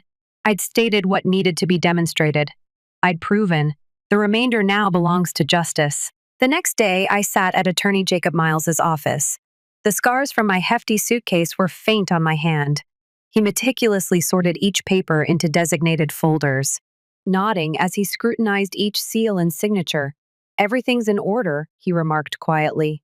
"The petition to invalidate the death certificate has been presented to the state court, along with cases for document fraud, asset seizure, and false reporting." I nodded, saying nothing. I didn't feel triumphant now. It was made available. Jacob gave me a glance. You know, after what they've done, very few people have the guts to confront their entire family. I grinned a little. I didn't return to save the day. Simply put, I didn't want to be buried by a lie. The Oregon Department of Vital Records sent me a notification 2 weeks later. My identity had been entirely restored and the dead status revoked. Abigail Elise Callahan, a straightforward name, was at last restored to its proper position within the system. No longer marked as dead. I didn't anticipate how quickly the news traveled. On social media, the church video was shared in chunks that became viral under the title. In just 3 days, the lady who entered her own monument and revealed a family secret had over 1 million views. Others came out to me, some doubting me, some admiring me. A few journalists are asking for exclusive interviews. I turned them all down. I had no desire for stardom. All I wanted was serenity. At the start of the next month, the formal inquiry got underway. My mother, father, and Emily were called in by the Multnomah County Prosecutor's Office to be questioned. They blocked bank accounts. Transfers of property are examined. The law now controlled something they had previously believed would remain concealed forever. I was not there at the initial hearing. I had the right to, according to my lawyer, but I was too sick of stares. The cycle of false morality serves as the rationale. Rather, I went back to Vancouver, the city that came to my rescue when everything else failed. I went into the bookshop where I used to work and gave the owner, Miss S. Ruth, who had once preserved my very first handwritten application for a job, a hug. "You returned," she murmured, her eyes sparkling. "No," I said. "I never left." I moved into a new apartment that was quieter, smaller, and had a balcony that overlooked the river. Every morning, I brewed coffee, listened to soothing classical music, and watched the sun sparkle on the ocean. No more bad dreams. No more fantasies about the past pursuing you. I didn't go back to extend forgiveness. They didn't have to apologize so late. Forgiveness is a gift, after all. Furthermore, none of them merited it. I returned to assert my existence. And I felt really alive for the first time in years. Regaining one's identity isn't the only aspect of my narrative. It serves as a reminder that the truth is always important, even if you're buried deepest. The most crucial thing is to keep yourself from vanishing from your own existence in a world where a falsehood has the power to obliterate anyone. I didn't come back seeking praise or retribution. I return to demonstrate that I am genuine and deserving of living my life as I see fit. How do you feel about Abigail's narrative and her decisions? Leave a comment below with your opinions. Remember to subscribe to the channel for more heartwarming and surprising family tales. My phone buzzed as I was about to brew coffee. A name I hadn't seen in a long time appeared on the screen. Our old Oregon neighbor, Miss S. Helen Dorsey. A beat skipped in my chest. The mere sight of that name evoked a wave of memories I had assumed had been buried for a long time. Like waves hitting a cliff, they crashed in. No context, no greeting. A brief message with an accompanying video. I just can't believe what I witnessed today, Abigail. My sincerest sympathies.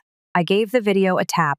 Although the coffee hasn't been prepared yet, my palms are already beginning to perspire. When the frame opened, I saw St. Mary's Church, which I used to go to every Christmas when I was a kid. Every stained glass window and candle appeared just as I had recalled. However, the mood was different. Somber, honorable, relaxing. Slowly, the camera approached the altar. There stood my parents. My mom was dressed in a black lace gown. She had a white handkerchief softly wiping at her eye and an ancient pearl necklace around her neck. My father was reading quietly from a piece of paper next to her. His voice was clear yet tremulous, and there was a coffin behind them. Beside it was a big picture of myself with white wreaths around it. I went cold.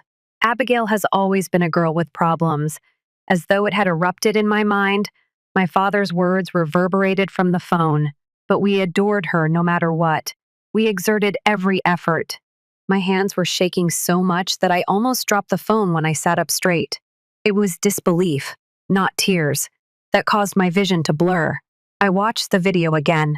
There was no dream here. It was not staged. They had painfully real faces, but there was no grief in their eyes. Real tears did not fall. It's very unfortunate that Abigail passed away so quickly, my mother added. All we can do is hope she's at peace. I was breathing and living. Rent is still paid each month, working in Seattle at a little bookshop. Nevertheless, they arranged a funeral for me. I gazed at the footage. A shiver is running up my back. It couldn't be an error.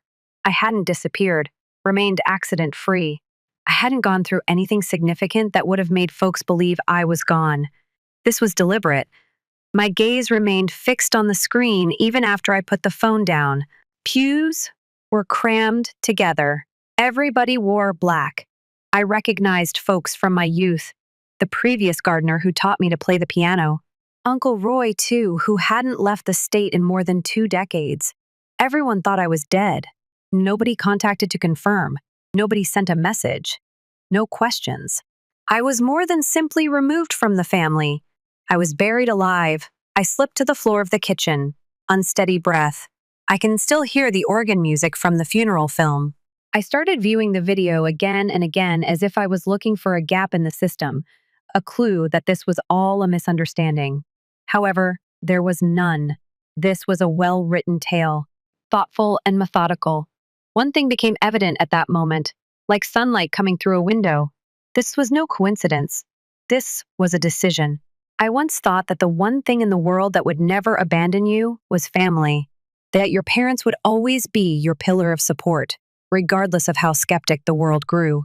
But a single, ruthless, frigid phone call 3 years ago destroyed that notion. My father, Richard Callahan, was the CEO of Callahan and Hart Design, the architecture business my family had established in Portland, Maine, where I was working at the time. And Judith, my mother, took care of the money. As a project coordinator, I was diligent, taciturn, and never made any significant mistakes. Prior to the end of quarter balance sheet being a nightmare, everything appeared to be going smoothly. The $63,000 in the project operations money was no longer there. It was plenty to drive everyone into a panic, but not enough to destroy the business. I can very clearly recall the emergency meeting. My father's face was as heavy as stone when he held the bank statement. My mom remained silent, just gave me the impression that she already knew the solution. Abigail, he murmured, his words heavy. Do you have anything you need to tell us? Stunned, I gazed at them. What are you saying? I didn't make a mistake. His subsequent statement, however, was a dagger. Other than your mother, no one else has access to the internal code for that account. Do you believe we are unaware of that? My mouth fell open. Hold on. Do you believe I stole that money? Do you think I'm capable of doing that? Keep quiet. Nobody responded. From the corner of the room, there was a brief flash of avoidance. Emily, my younger sister by 4 years, was standing by the coffee maker with her arms folded and tapping a ceramic mug with her deep red nails. No assistance, no defense. Just. Then I realized. The person who did it was Emily. She had just started working in the finance division. She had always been loved by my parents, thought she was lovely and intelligent, a marketing natural. However, I had seen the odd invoices from expensive stores in her drawer. Weekends spent at spas with wealthy friends, things her wages just could not pay for. I got up and faced my folks. Emily was the one. Both of you are aware of it. You simply don't want to acknowledge it. My mother lifted her head and gave me a direct glance for the first time. She spoke in a low, icy tone. Abigail, we've had enough of this. Do you not see? Is it preferable to have one damaged child than two? What I was hearing was unbelievable. They weren't only suspicious of me. To keep Emily safe, they decided to expel me. My bank account was blocked when I returned to my residence the next morning. My business email was locked. Messages requesting answers over accusations of embezzlement filled the voicemail. No formal declaration, no opportunity to clarify, simply gone. I tried contacting friends and coworkers. Some gave curt replies. The majority didn't reply. I was once close to them and I messaged them. She answered in a single sentence. You ought to let this go. I turned into a ghost. No place, no voice. So I really vanished. I departed from Portland. Everything familiar? Using my middle name, Abby Hart, I relocated to Vancouver, Canada, where I found work in a little bookshop close to the train station. I was only a simple girl living in silence there. No social media, no communication with previous acquaintances. Even so, I made an effort to move on. On some evenings, the unsolved question kept my heart racing as I lay awake. Were they ever considering me? Feel bad about it. But now that I'd seen that video, I knew the answer. In addition to not regretting it, they staged a fictitious funeral to inform everyone that I had passed away. Not that they were unaware of my existence. They decided to cut me out of their life, to keep my sister safe. In order to divide the inheritance, must remove Abigail Callahan's name from everything that may embarrass them. They too believed that I would never return. They were mistaken. I made an effort to forget. It was behind me. I assured myself that I had made it through my life's hardest fall, but you can't relax in life. My attempt to retrieve an old email account was the beginning of it all. When I lived in Portland, I utilized it to apply for jobs and be paid. To finish my application for permanent residence in Canada, I had to obtain a few old documents. I estimated that this straightforward task would take a few minutes. I entered the password and my username, but the system returned an error. The account has been deactivated. The owner of the account has passed away. I blinked. Go over the message one more. No. I gave it another go. I attempted to get it by using my previous phone number. Useless. Because of a formal death notification from the local authorities, the email was permanently erased. My heart was racing as I sat still in front of the TV. Perhaps that was an error, a technological glitch.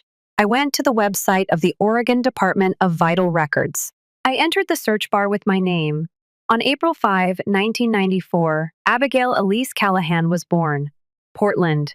Almost at once a record appeared. Abigail Elise Callahan is her name.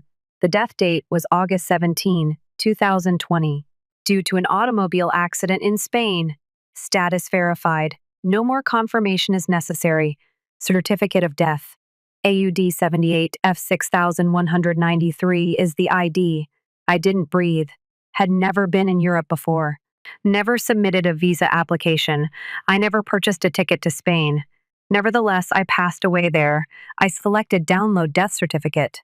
A PDF opened with ID numbers, seals, and the coroner's electronic signature attesting to my death from traumatic brain damage sustained in a crash on a highway close to Barcelona.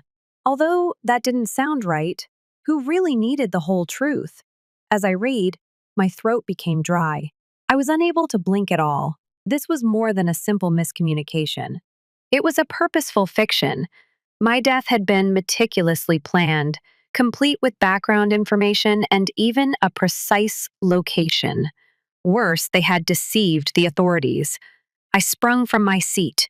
My hands are shaking. I took my old personal file out. Canadian identification, a U.S. passport, and a Vancouver health insurance card, rental agreement, pay stubs. Everything from 2020 until the present has distinct dates. Nothing indicated that I had ever traveled outside of North America, much less perished in Europe. I opened a map and focused on the road close to Barcelona, the location where my death was recorded. A little village beside the sea, less than 4,000 people. No American embassy, not a big hospital. It's the ideal location for staging. Like a broken clock hand, the question kept repeating in my head. This was done by whom? Why go that far? This was more than simply severing relations or kicking me out of the family. I wanted to be erased from the world. My mother's eyes when she stated, "An undamaged child is better than two," came back to me. I was doubtful no more. My folks, Emily. They orchestrated this to profit from my disappearance, as well as to remove me from their life. My heart fell out of my chest when I opened my laptop, entered my name, and logged into the Oregon State Property Management System. All of my assets, including my grandparents' trust money, life insurance, and a portion of the business, had been completely transferred to Emily Callahan. February 2021 is the date. 6 months after my passing. This treachery was more than simply personal. This was a huge transfer of assets, handled lawfully in my name. It was dark when I sat. Suddenly, it seemed colder than ever in my small flat. Light snow was falling down outside the window as Vancouver settled into winter. The cold in my chest, however, was far worse. The tale was used to bury me. I needed to get myself out now. I believed that nothing could surprise me since I had prepared myself for everything. After discovering how obviously I had been eliminated, I then launched Instagram, not my. Long ago, that account was removed. Emily owned it. The algorithm unintentionally included one of her postings in my search after she had changed her profile from private to public. I was searching for information on Callahan. The reality hit me like an undertow with only one tap. I was astounded by her bio's opening statement. I'm newlywed and surrounded by people who have always supported me. Photos from a grandiose wedding in Charleston, South Carolina, dominated Emily's Facebook. Long tables with white covers are bathed in golden sunlight. A tall display of crystal champagne. Arches of flowers in the shape of a heart between old trees. Lanterns of gold. A glistening mermaid dress. Bridesmaid outfits in blush tones, all beautifully presented. I was never invited to this dream. I went through each picture in the center. One picture really got to me. Richard, my father, was smiling and holding a microphone beside the groom. For the girl who never failed to make us proud, the caption read. I read it again and again. Not for me, the one who took on extra jobs to pay for education, got up early to make coffee for my mom, and filled in at the office when there wasn't enough personnel. But for Emily, the person who lied, stole money, and continued to live as if I had never been there. I continued to scroll. The following image displayed a hand underneath which was a huge diamond wedding band.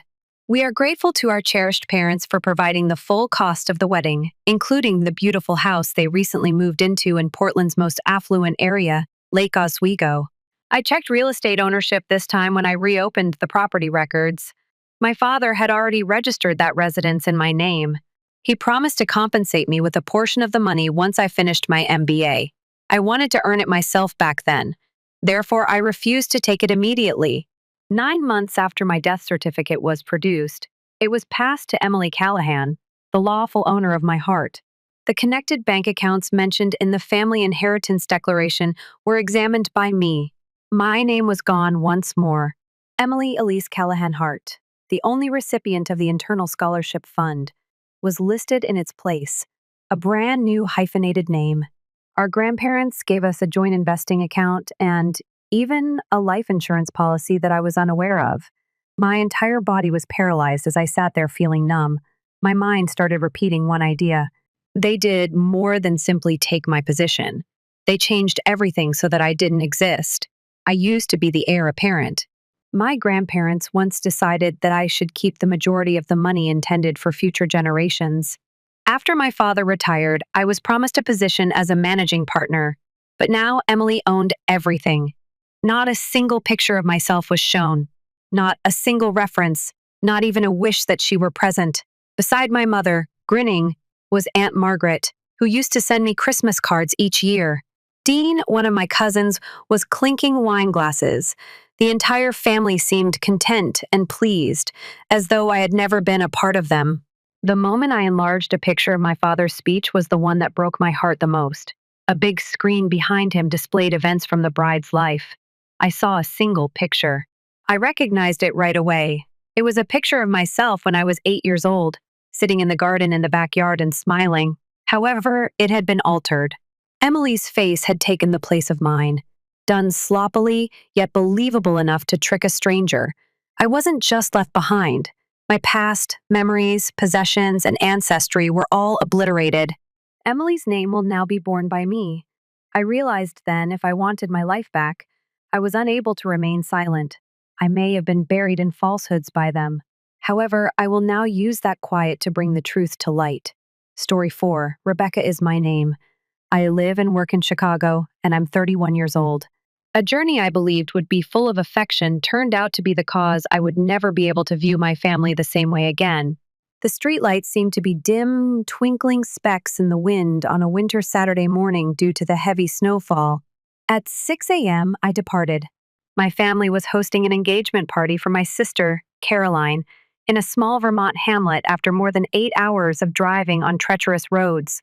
There was a neatly wrapped wedding cake box in the passenger seat, hidden away like a delicious secret. It was a 2-tiered red velvet cake with sugar flowers and cream cheese icing. It was previously described by Caroline as my high school fantasy. Almost 2 weeks prior, I had placed an order for the cake from a well-known bakery, paying extra to have it created fresh that morning. I traded comfort for my sister's grin, because I loved her, not because I had time to spare. I changed into heels and a toilet at a gas station while wearing a tight black dress and a beige coat. In the process, I'm doing this for Caroline because she's worth it, I reminded myself each time I glanced in the mirror. I was almost out of breath as my car pulled into the driveway of the estate where the party was being held. With bright golden lights around the trees, the mansion shone in the snowy woodland like a scene from a fairy tale. White and silver ribbons waved softly in the breeze. Caroline won't forget me after this, I recall whispering. Like a frail little prayer, the words reverberated throughout the vehicle. I gave the valet the keys. When he saw me come out with the cake box, he arched an eyebrow. Do you handle the catering for the wedding? He inquired, kind but aloof. I thought he was kidding and grinned with relief. No, I'm the sister of the bride. He gave a nod, said nothing else. I entered the foyer and heard gentle violin music mingled with the aroma of vanilla candles. Oddly enough, though, nobody showed up to welcome me. Not a hug? No. How did the drive go? There were just a few visitors who gave me a cursory glance before turning away as if I were an outsider who had entered the wrong home. Grasping the cake box firmly, I proceeded into the main hall, where Caroline was standing next to her fiancé, Ethan, who was dressed in ivory satin. A face that is constantly hailed as the family pearl is framed by soft locks. Before she noticed me, she was having a great time laughing with her companions. In a moment, Caroline's smile was gone. You came, really? Her eyes narrowed as if she were incredulous as she asked. 8 hours in the deep snow. I came, of course. Unexpected. The first tried to speak in a light-hearted manner. The cake box was not taken by Caroline, nor did she take a step toward him. I didn't think you'd come with the weather and all, she added. I set the box next to a platter of macarons. I'm still trying to smile. Well, one of the bridesmaids said loudly enough, it's your special day behind her. I take it she's not on the guest list? Every phrase was heard by me. My heart broke. Caroline gave her a quick look but remained silent, then turned away. She leaned in Ethan's direction and left down the corridor a few seconds later. There, amid the strangers, I stood in my wet cloak. People walked by me as if I were an odd ornament. I recognized then that I wasn't a surprise visitor. I was a name that had been crossed out for a very long time. I made the decision to locate my mom. If anyone could figure out why I came, I still wanted to think it was her if anyone saw the work I'd put in. Wearing a crimson velvet dress and a silk scarf around her neck, She stood next to the fireplace, clutching a glass of white wine as if she were a speaker about to take the stage. She put down the drink, glanced over her shoulder, and avoided eye contact as I walked up. Rebecca. She spoke quietly as though she was worried someone would overhear. I didn't expect you would show up. Why not? I tried to sound calm as I asked. A week ago, I sent a message. I thought she would cut me off immediately and aggressively, but no one responded. Let's avoid complicating things. Caroline's day is today. Don't let it become anything else. I clutched the strap of my handbag. What are you saying? She let out a sigh, turned to face me, and smiled slightly and courteously. You get a lot of attention after all. Allow the proceedings to proceed in silence. Avoid taking center stage. I grinned, but it was a sad smile. I just made the nearly 9-hour drive through the snow to deliver Caroline's favorite cake. That may signify anything, I thought. With eyes as frigid as the winter wind, my mother murmured, Rebecca, timing is everything when it comes to compassion. I paced the hall, her words echoing in my mind. Jazz was playing softly in the background. Like the wind, people drifted by me. Nobody inquired about my needs. Nobody inquired about my coldness. A collection of carefully selected frames of Caroline and Ethan's photos stood in the middle of the room, strolling in Central Park together. Caroline, wearing a white sweater, is clutching flowers. By the river, Ethan made a proposal while grinning. Everything is flawless and completely unrelated to me. Not a single image. I walked to the reception table to look at the seating plan and guest list. Every printed surname on ivory paper was digitized by me. Caroline, a lady our grandmother met twice at a charity dinner, had old college pals. Not me, though. I glanced at a staff worker. She gave a soft grin. Please pardon me. Am I able to assist you? I gestured toward the seating chart. The bride's sister is me. My name is not visible. She carefully went over the list. Rebecca Collins? Indeed. She nibbled on her lip. I apologize. You could be an unannounced visitor. No, I'm related. She gave a little nod and took a step back. Around me, I stood, paralyzed within. Happy greetings echoed as if no one had heard. I was falling apart. I discovered a vacant chair next to the dessert table. However, another employee came over before I could take a seat. Apologies. Gently but forcefully, he said. The DJ's helper is seated there. I squeezed my lips and nodded. I get it. I then made my way to the room's darkest corner where the laughter subsided and the lights dimmed. I poured a glass of water for myself and held it chilly in both hands. Could fill the void in my chest with water. I was able to view the slideshow on a huge screen from there. Images from Caroline's early years to the present. She won the high school dance prize, and she had ribbons in her hair, completing college, passing through Italy. Every moment was picked with care. And me! In all of them, her sister was absent, as if I had never been in her life. I felt a chill come over me. It was the recognition of what I used to call family, not the snow outside. I entered the coat room to breathe, not to remove my coat. The only place I could hide from the onslaught of far-off looks outside was a small room with dim yellow illumination and packed hangers. There was a tray of bridesmaid presents on a little side table, 10 little boxes, each with a pink ribbon wrapped around them. I looked at the names, Claire, Erica, Hannah, and Julia. Mine was absent. Not an error. They ensured it. I reached for my phone out of habit and slid onto a velvet chair nearby. The screen sprang to life. No new messages, no missed calls. Comfortably, the first opened my message app and scrolled. I became aware of it at that point. A fresh group chat. Caroline's ideal squad. I scowled. I don't recall signing up for this. Perhaps I was accidentally inserted. Julia's most recent message was sent 3 hours ago. The bridesmaid, among others. Everything is lovely and flawless, just how we had intended. There were older writings above it. Claire. There's no way she's coming. She despises crowds. Hannah. Better still, the atmosphere will be more relaxed. Then I noticed it. That one broke me. Caroline. She doesn't match the stereotype. To put it simply, the list is full. It would be awkward to have her in the wedding pictures. There was a shaking head gif and a cringing emoji below. How long I stared is a mystery to me. It seemed as though each word was engraved directly into my chest. Caroline didn't simply ignore me. She intended to exclude me. The worst part is that I had no suspicions at all. With shaking hands, I slipped my phone back into my purse and exited the group chat. It's not cold, no more. I exited the coat closet. No specific destination in mind. Just trying to find a way out of those walls that were closing in. I stumbled into a small corridor that connected the staff area and kitchen. There were trays of unopened food waiting to be brought out under the soft yellow ceiling lights. I heard laughter coming from behind a cracked door just as I was about to turn around. I froze when I heard a voice I recognized. Caroline was the one. The fact that she drove all the way here still amazes me. Who does that? Then the voice of Hannah. What would you bring on a whole road trip? A homemade cake that appears to have been purchased at a bargain store. There was a chuckle. I went cold. I held my breath. Caroline went on, her tone softer but no less abrasive. Everything would have been ideal if she hadn't arrived. I was hoping the weather would keep her away, Claire added her voice.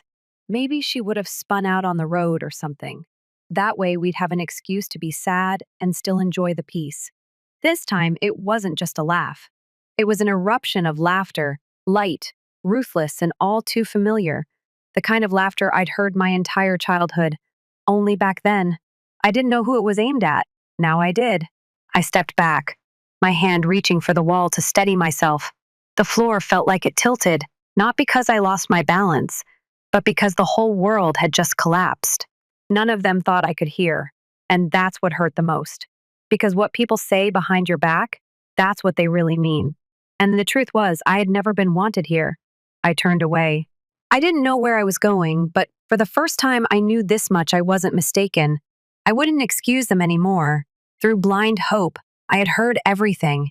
And for the first time in my life, I wasn't sure I wanted to forgive and return to the main hall.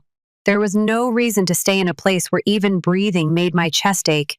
Instead, I quietly stepped out through the side door near the kitchen, my long coat still streaked with old snow from that morning's drive. The cold wind whipped against my face like it was trying to wash away every illusion I had brought with me. But the coldest thing wasn't the weather. It was the silence from the people I once called family. I sat in my car for a long time. The engine was off, but my thoughts continued racing. My phone brightened up with a fresh message. It was from my mother. Just one line. Rebecca, don't create a scene. I gazed at the writing, mind blank above it. My prior message still sat. Mom, I'm on my way. Hope you'll all be surprised. Marked as read. No reply. I didn't answer.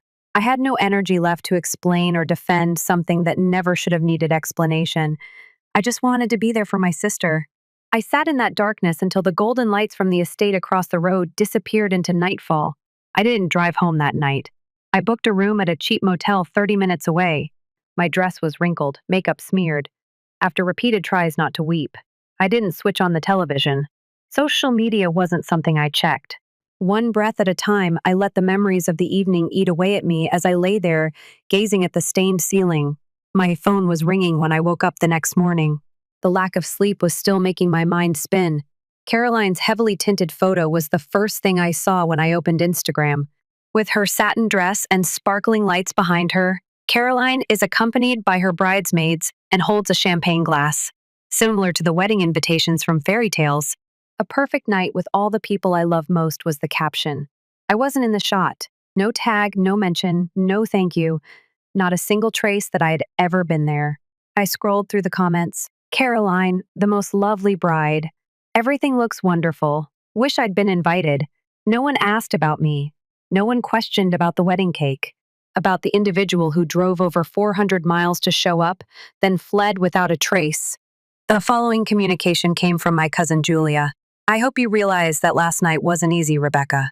Asking for attention was not appropriate at that party. Then, in the family group chat, my mother sent me another SMS family unit, Collins. She's going through a difficult time. Let's wait. Avoid stoking the flames.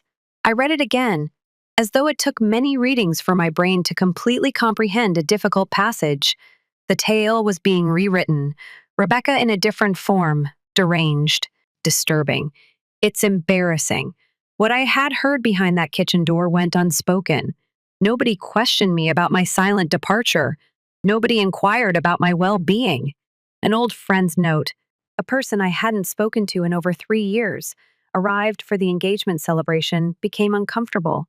Caroline claimed that after making a disturbance, you vanished. Are you all okay? I realized I hadn't just been removed from the guest list, so I didn't respond. Like I had never been the major character in anyone's recollection, only an extra readily excised to maintain the ideal image. I had been removed from the story as if my existence had been a glitch that needed to be fixed. My laptop opened, and I made a new folder called The Truth in It. I took pictures of yesterday's snow-covered driveway, the wedding cake receipt, and the unopened cake box on the kitchen counter. Although I wasn't really sure why, I took screenshots of Caroline and her friends' group chat. However, if someone ever inquires, was it truly so awful? Yes is what I want to be able to say. They will never tell you these things. I may get kicked out of the party. I may be cropped out of the pictures. However, I refuse to allow them to continue using quiet to define me. I stayed in my tiny apartment in Chicago all afternoon on Sunday. I spread out everything that people had decided to overlook on the kitchen table in the soft light from the window. The screen of my laptop was open, revealing the truth folder, where I had stored the facts that no one wanted to admit. I took a picture of the red velvet wedding cake that was still sealed in its silver box. I never read the receipt for the more than $200. I paid the bakery in advance to have it made fresh that morning. I snapped a photo in front of Caroline's mansion, still holding onto the cake like it was a priceless present, my coat soaking through and my hair disheveled from the snowstorm. When I initially opened Instagram, I uploaded a picture of the cake outside with snow all around it, and the gold ribbon contrasted with the white. "Not everything we bring is appreciated," the caption said. "That does not imply that it is worthless." The screenshot of the receipt from the email confirmation was the second post. The card states that Caroline Collins would get a 2-tiered red velvet wedding cake on Saturday morning. The third was a picture of my car's snow-covered windshield, taken from inside. I arrived despite everything outside trying to stop me, which was as white as the sky itself. I disabled the comments because I didn't need permission to share my experience, not because I was afraid of controversy. After that, I checked my email. Caroline Collins, Aunt Martha, and recipient's mother, Linda Collins. Talk about the wedding cake, I didn't say much. The receipt for the wedding cake I ordered, paid for, and delivered on Saturday is attached. No one ever discussed or opened the cake. I don't require gratitude. All I want is for you to realize the reality. I pushed submit after attaching the 3 pictures. In less than 5 minutes, Mom responded. "This isn't helping, Rebecca. You are exacerbating the situation." I didn't answer. I opened a fresh message, this time to Ethan, Caroline's fiancé, who worked in the PR division of Lockridge Financial. I knew one thing, but I wasn't sure if they would care. This company took reputation very seriously and avoided any personal controversies that may undermine investor trust. Not much was written by me. I just sent 2 files, including a snapshot of the Collins family group chat in which my mother referred to me as unstable and Caroline made fun of me for making things into a tragedy. An audio clip from that evening, in which Caroline and her companions chuckled at the possibility of my being involved in an accident while traveling. The voices had a distinct theme and were strong and clear, information that might be important to the business. Picture, no caption, no justification. I let them make the decision. Upon finishing, I shut down my laptop and fetched myself a drink of water, my hands still shaking not because I was afraid of their reaction, but because it was my first time. I resisted. No shouting, no begging to be allowed in, simply exposing the facts to see whether they would continue to act as though they were unaware. After several hours, my phone began to vibrate. A call from an unidentified number. "This is Lindsay from Lockridge PR, Rebecca. I appreciate you providing the information. We are examining the material and will act in accordance with corporate guidelines." The fact that they answered in a way that my own family hadn't told me was enough to let me know what was going to happen next. They were unable to bury it this time. Caroline shared a little video clip of flickering candles with lettering across the screen on her Instagram account that evening. "Someone will always find it unbearable to witness your happiness." No tags, no name. However, everyone was aware of the subject. I simply closed my phone and grinned. Since they had written the play this time and I had merely pushed back the curtain to let the audience view backstage, I didn't need to respond verbally. Monica, an old childhood friend who lived close to Caroline, texted me on Wednesday morning as I was brewing coffee.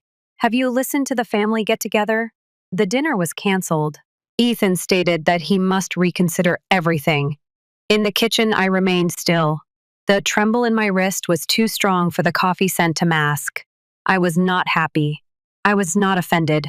I simply had the impression that the correct door had finally been knocked on by the truth.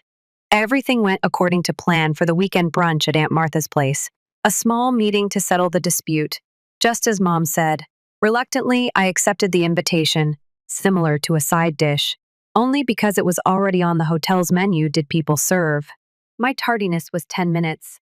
I would remain silent not because of traffic, but because I wanted to see everyone's faces as soon as I entered to see who was praying and who was waiting for me to speak. Wearing a cream knit dress and little makeup, Caroline sat in the middle of the long table, but it was hard to conceal the weariness beneath her mascara. There was no Ethan. Martha breathed a sigh of relief as Mom smiled stiffly. I took my designated seat at the far end of the table, next to a vase of white tulips, and nodded solemnly. As usual, Caroline was the first to speak, her voice soft and somewhat reflective. It has been an emotional trip over the last week. I believe we've all witnessed the true power of family. All around the table, heads nodded. Everyone understood who she was referring to. After putting down my water glass and using a napkin to clean the rim, I looked up. I hesitated, but I wanted to say a few things to Caroline. It's not just 1 minute today, Rebecca. Calm but forceful, I said. I pulled out my phone and pressed play on the stored audio clip. Caroline's smooth yet icy voice echoed. She doesn't match the stereotype. To put it simply, the list is full. It would be difficult to have her in the wedding pictures. Then there was laughter, and then Julia's voice.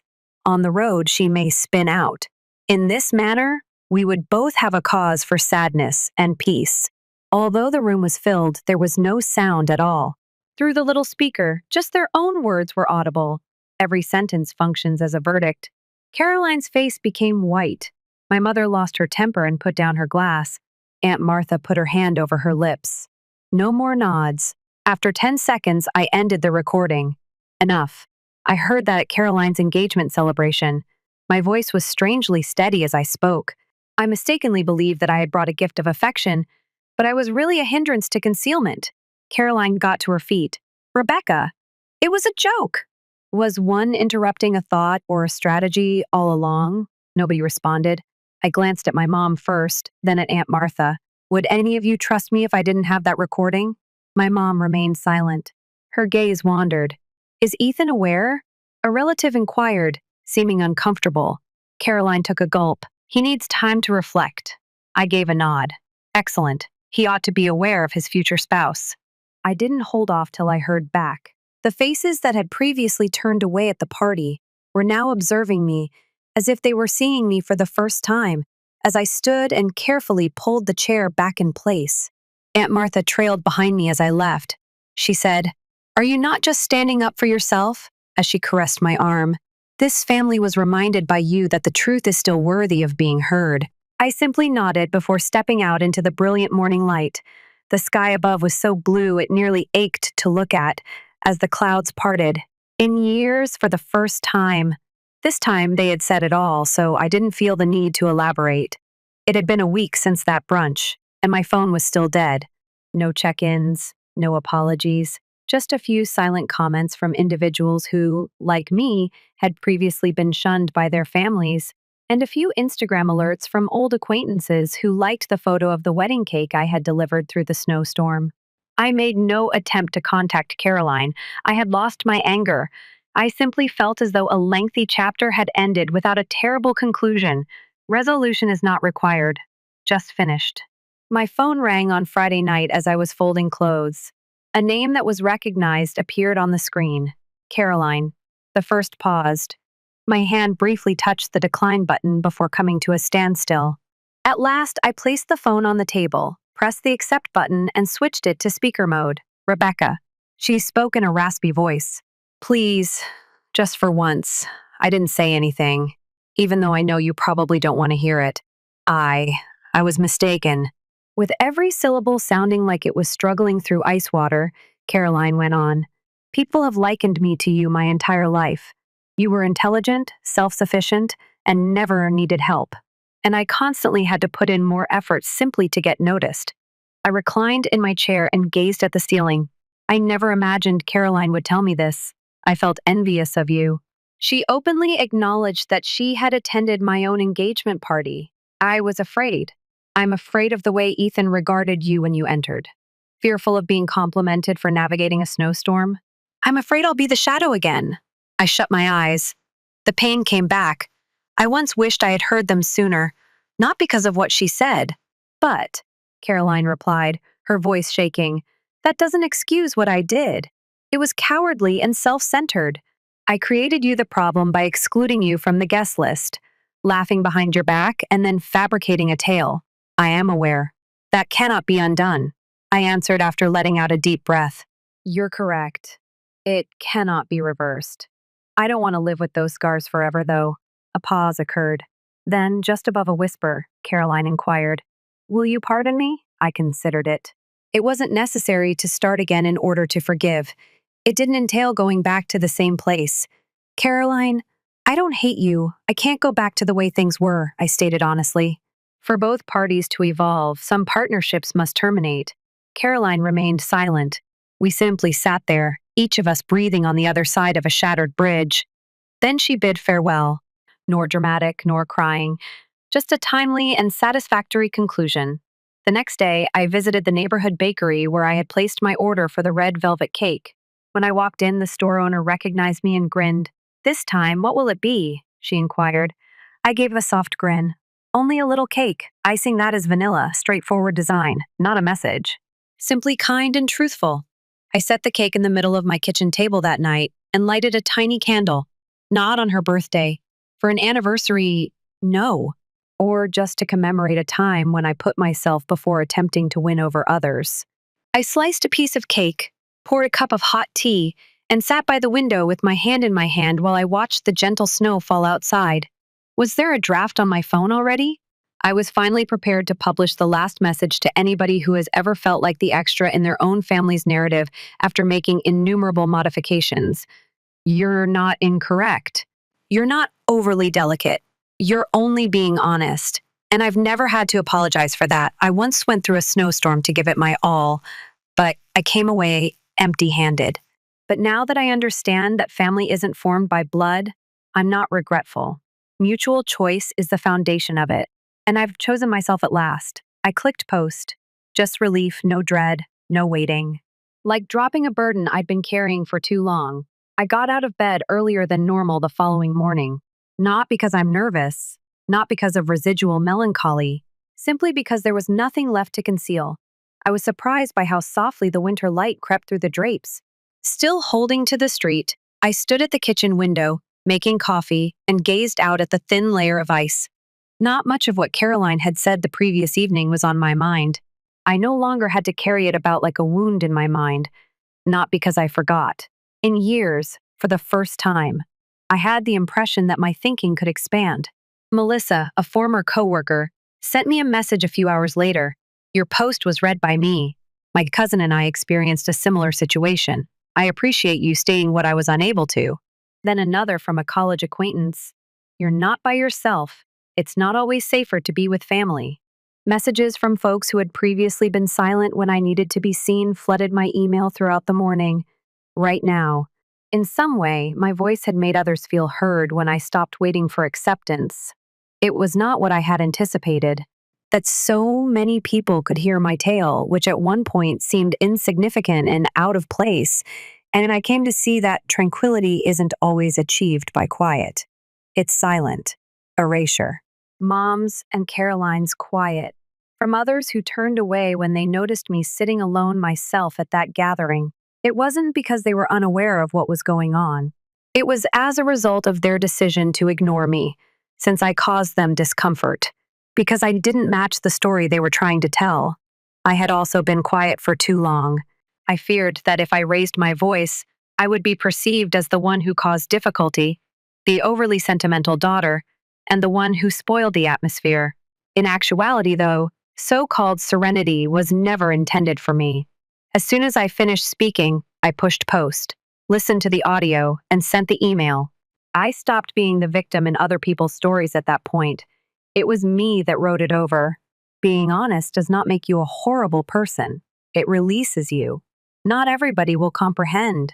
Not everybody will cheer. I was secretly unfollowed by certain family members, didn't send a message, didn't give a call. I didn't need them to, though, for the first time in my life. I knew I wasn't incorrect and didn't need anyone to tell me so. I went to the bakery that afternoon to express my gratitude to the proprietor for her unobtrusive compassion, rather than to purchase another cake. She didn't ask questions and just smiled when my own family couldn't. Mentioned just when you entered. Cake wasn't simply for celebration, I suspected. I gave a nod. On the walk home, it was the final present I gave to a door that had already closed. The snow began to fall softly and gently, not severe, not resentful. It was as gentle as if it were covering everything with a new coat of pure white. I thought, not every storm comes to destroy, as I paused in the middle of the road and tipped my face toward the sky. To clean the skies is the sole reason some come. And me, I had experienced such a storm. I took out the old journal I had put away when I was 26 that evening. I went back to the first page I had written on. They might let me remain if I'm kind enough. With a smile, I used a blue ink pen to carefully cross out that line and then scribbled a new one directly beneath it. Nobody has the authority to exclude or keep someone, if that individual has made the decision to live in their own truth. I put the diary away, switched out the lights, and left a tiny candle glowing softly in the kitchen corner. And I slept soundly for the first time in a long time. No voices ringing in my head, no jolts of awakening, no nightmares, just peace. Not from forgetting, but from letting go and confronting everything at last. There is more to Rebecca's tale than just leaving a party. It's about coming back to oneself after constantly trying to fit in with a family that never really paid attention. She mustered the strength to speak out, confront the hurt, and let go of preconceived notions. Rebecca demonstrates that the truth should always be stated, even if it is difficult to hear. And sometimes the best thing we can do to find peace is not to forgive, but to stop needing someone. What are your thoughts on Rebecca's decision? If you were excluded by your own family, would you dare to speak up? For more moving tales about life and family, leave a comment below and remember to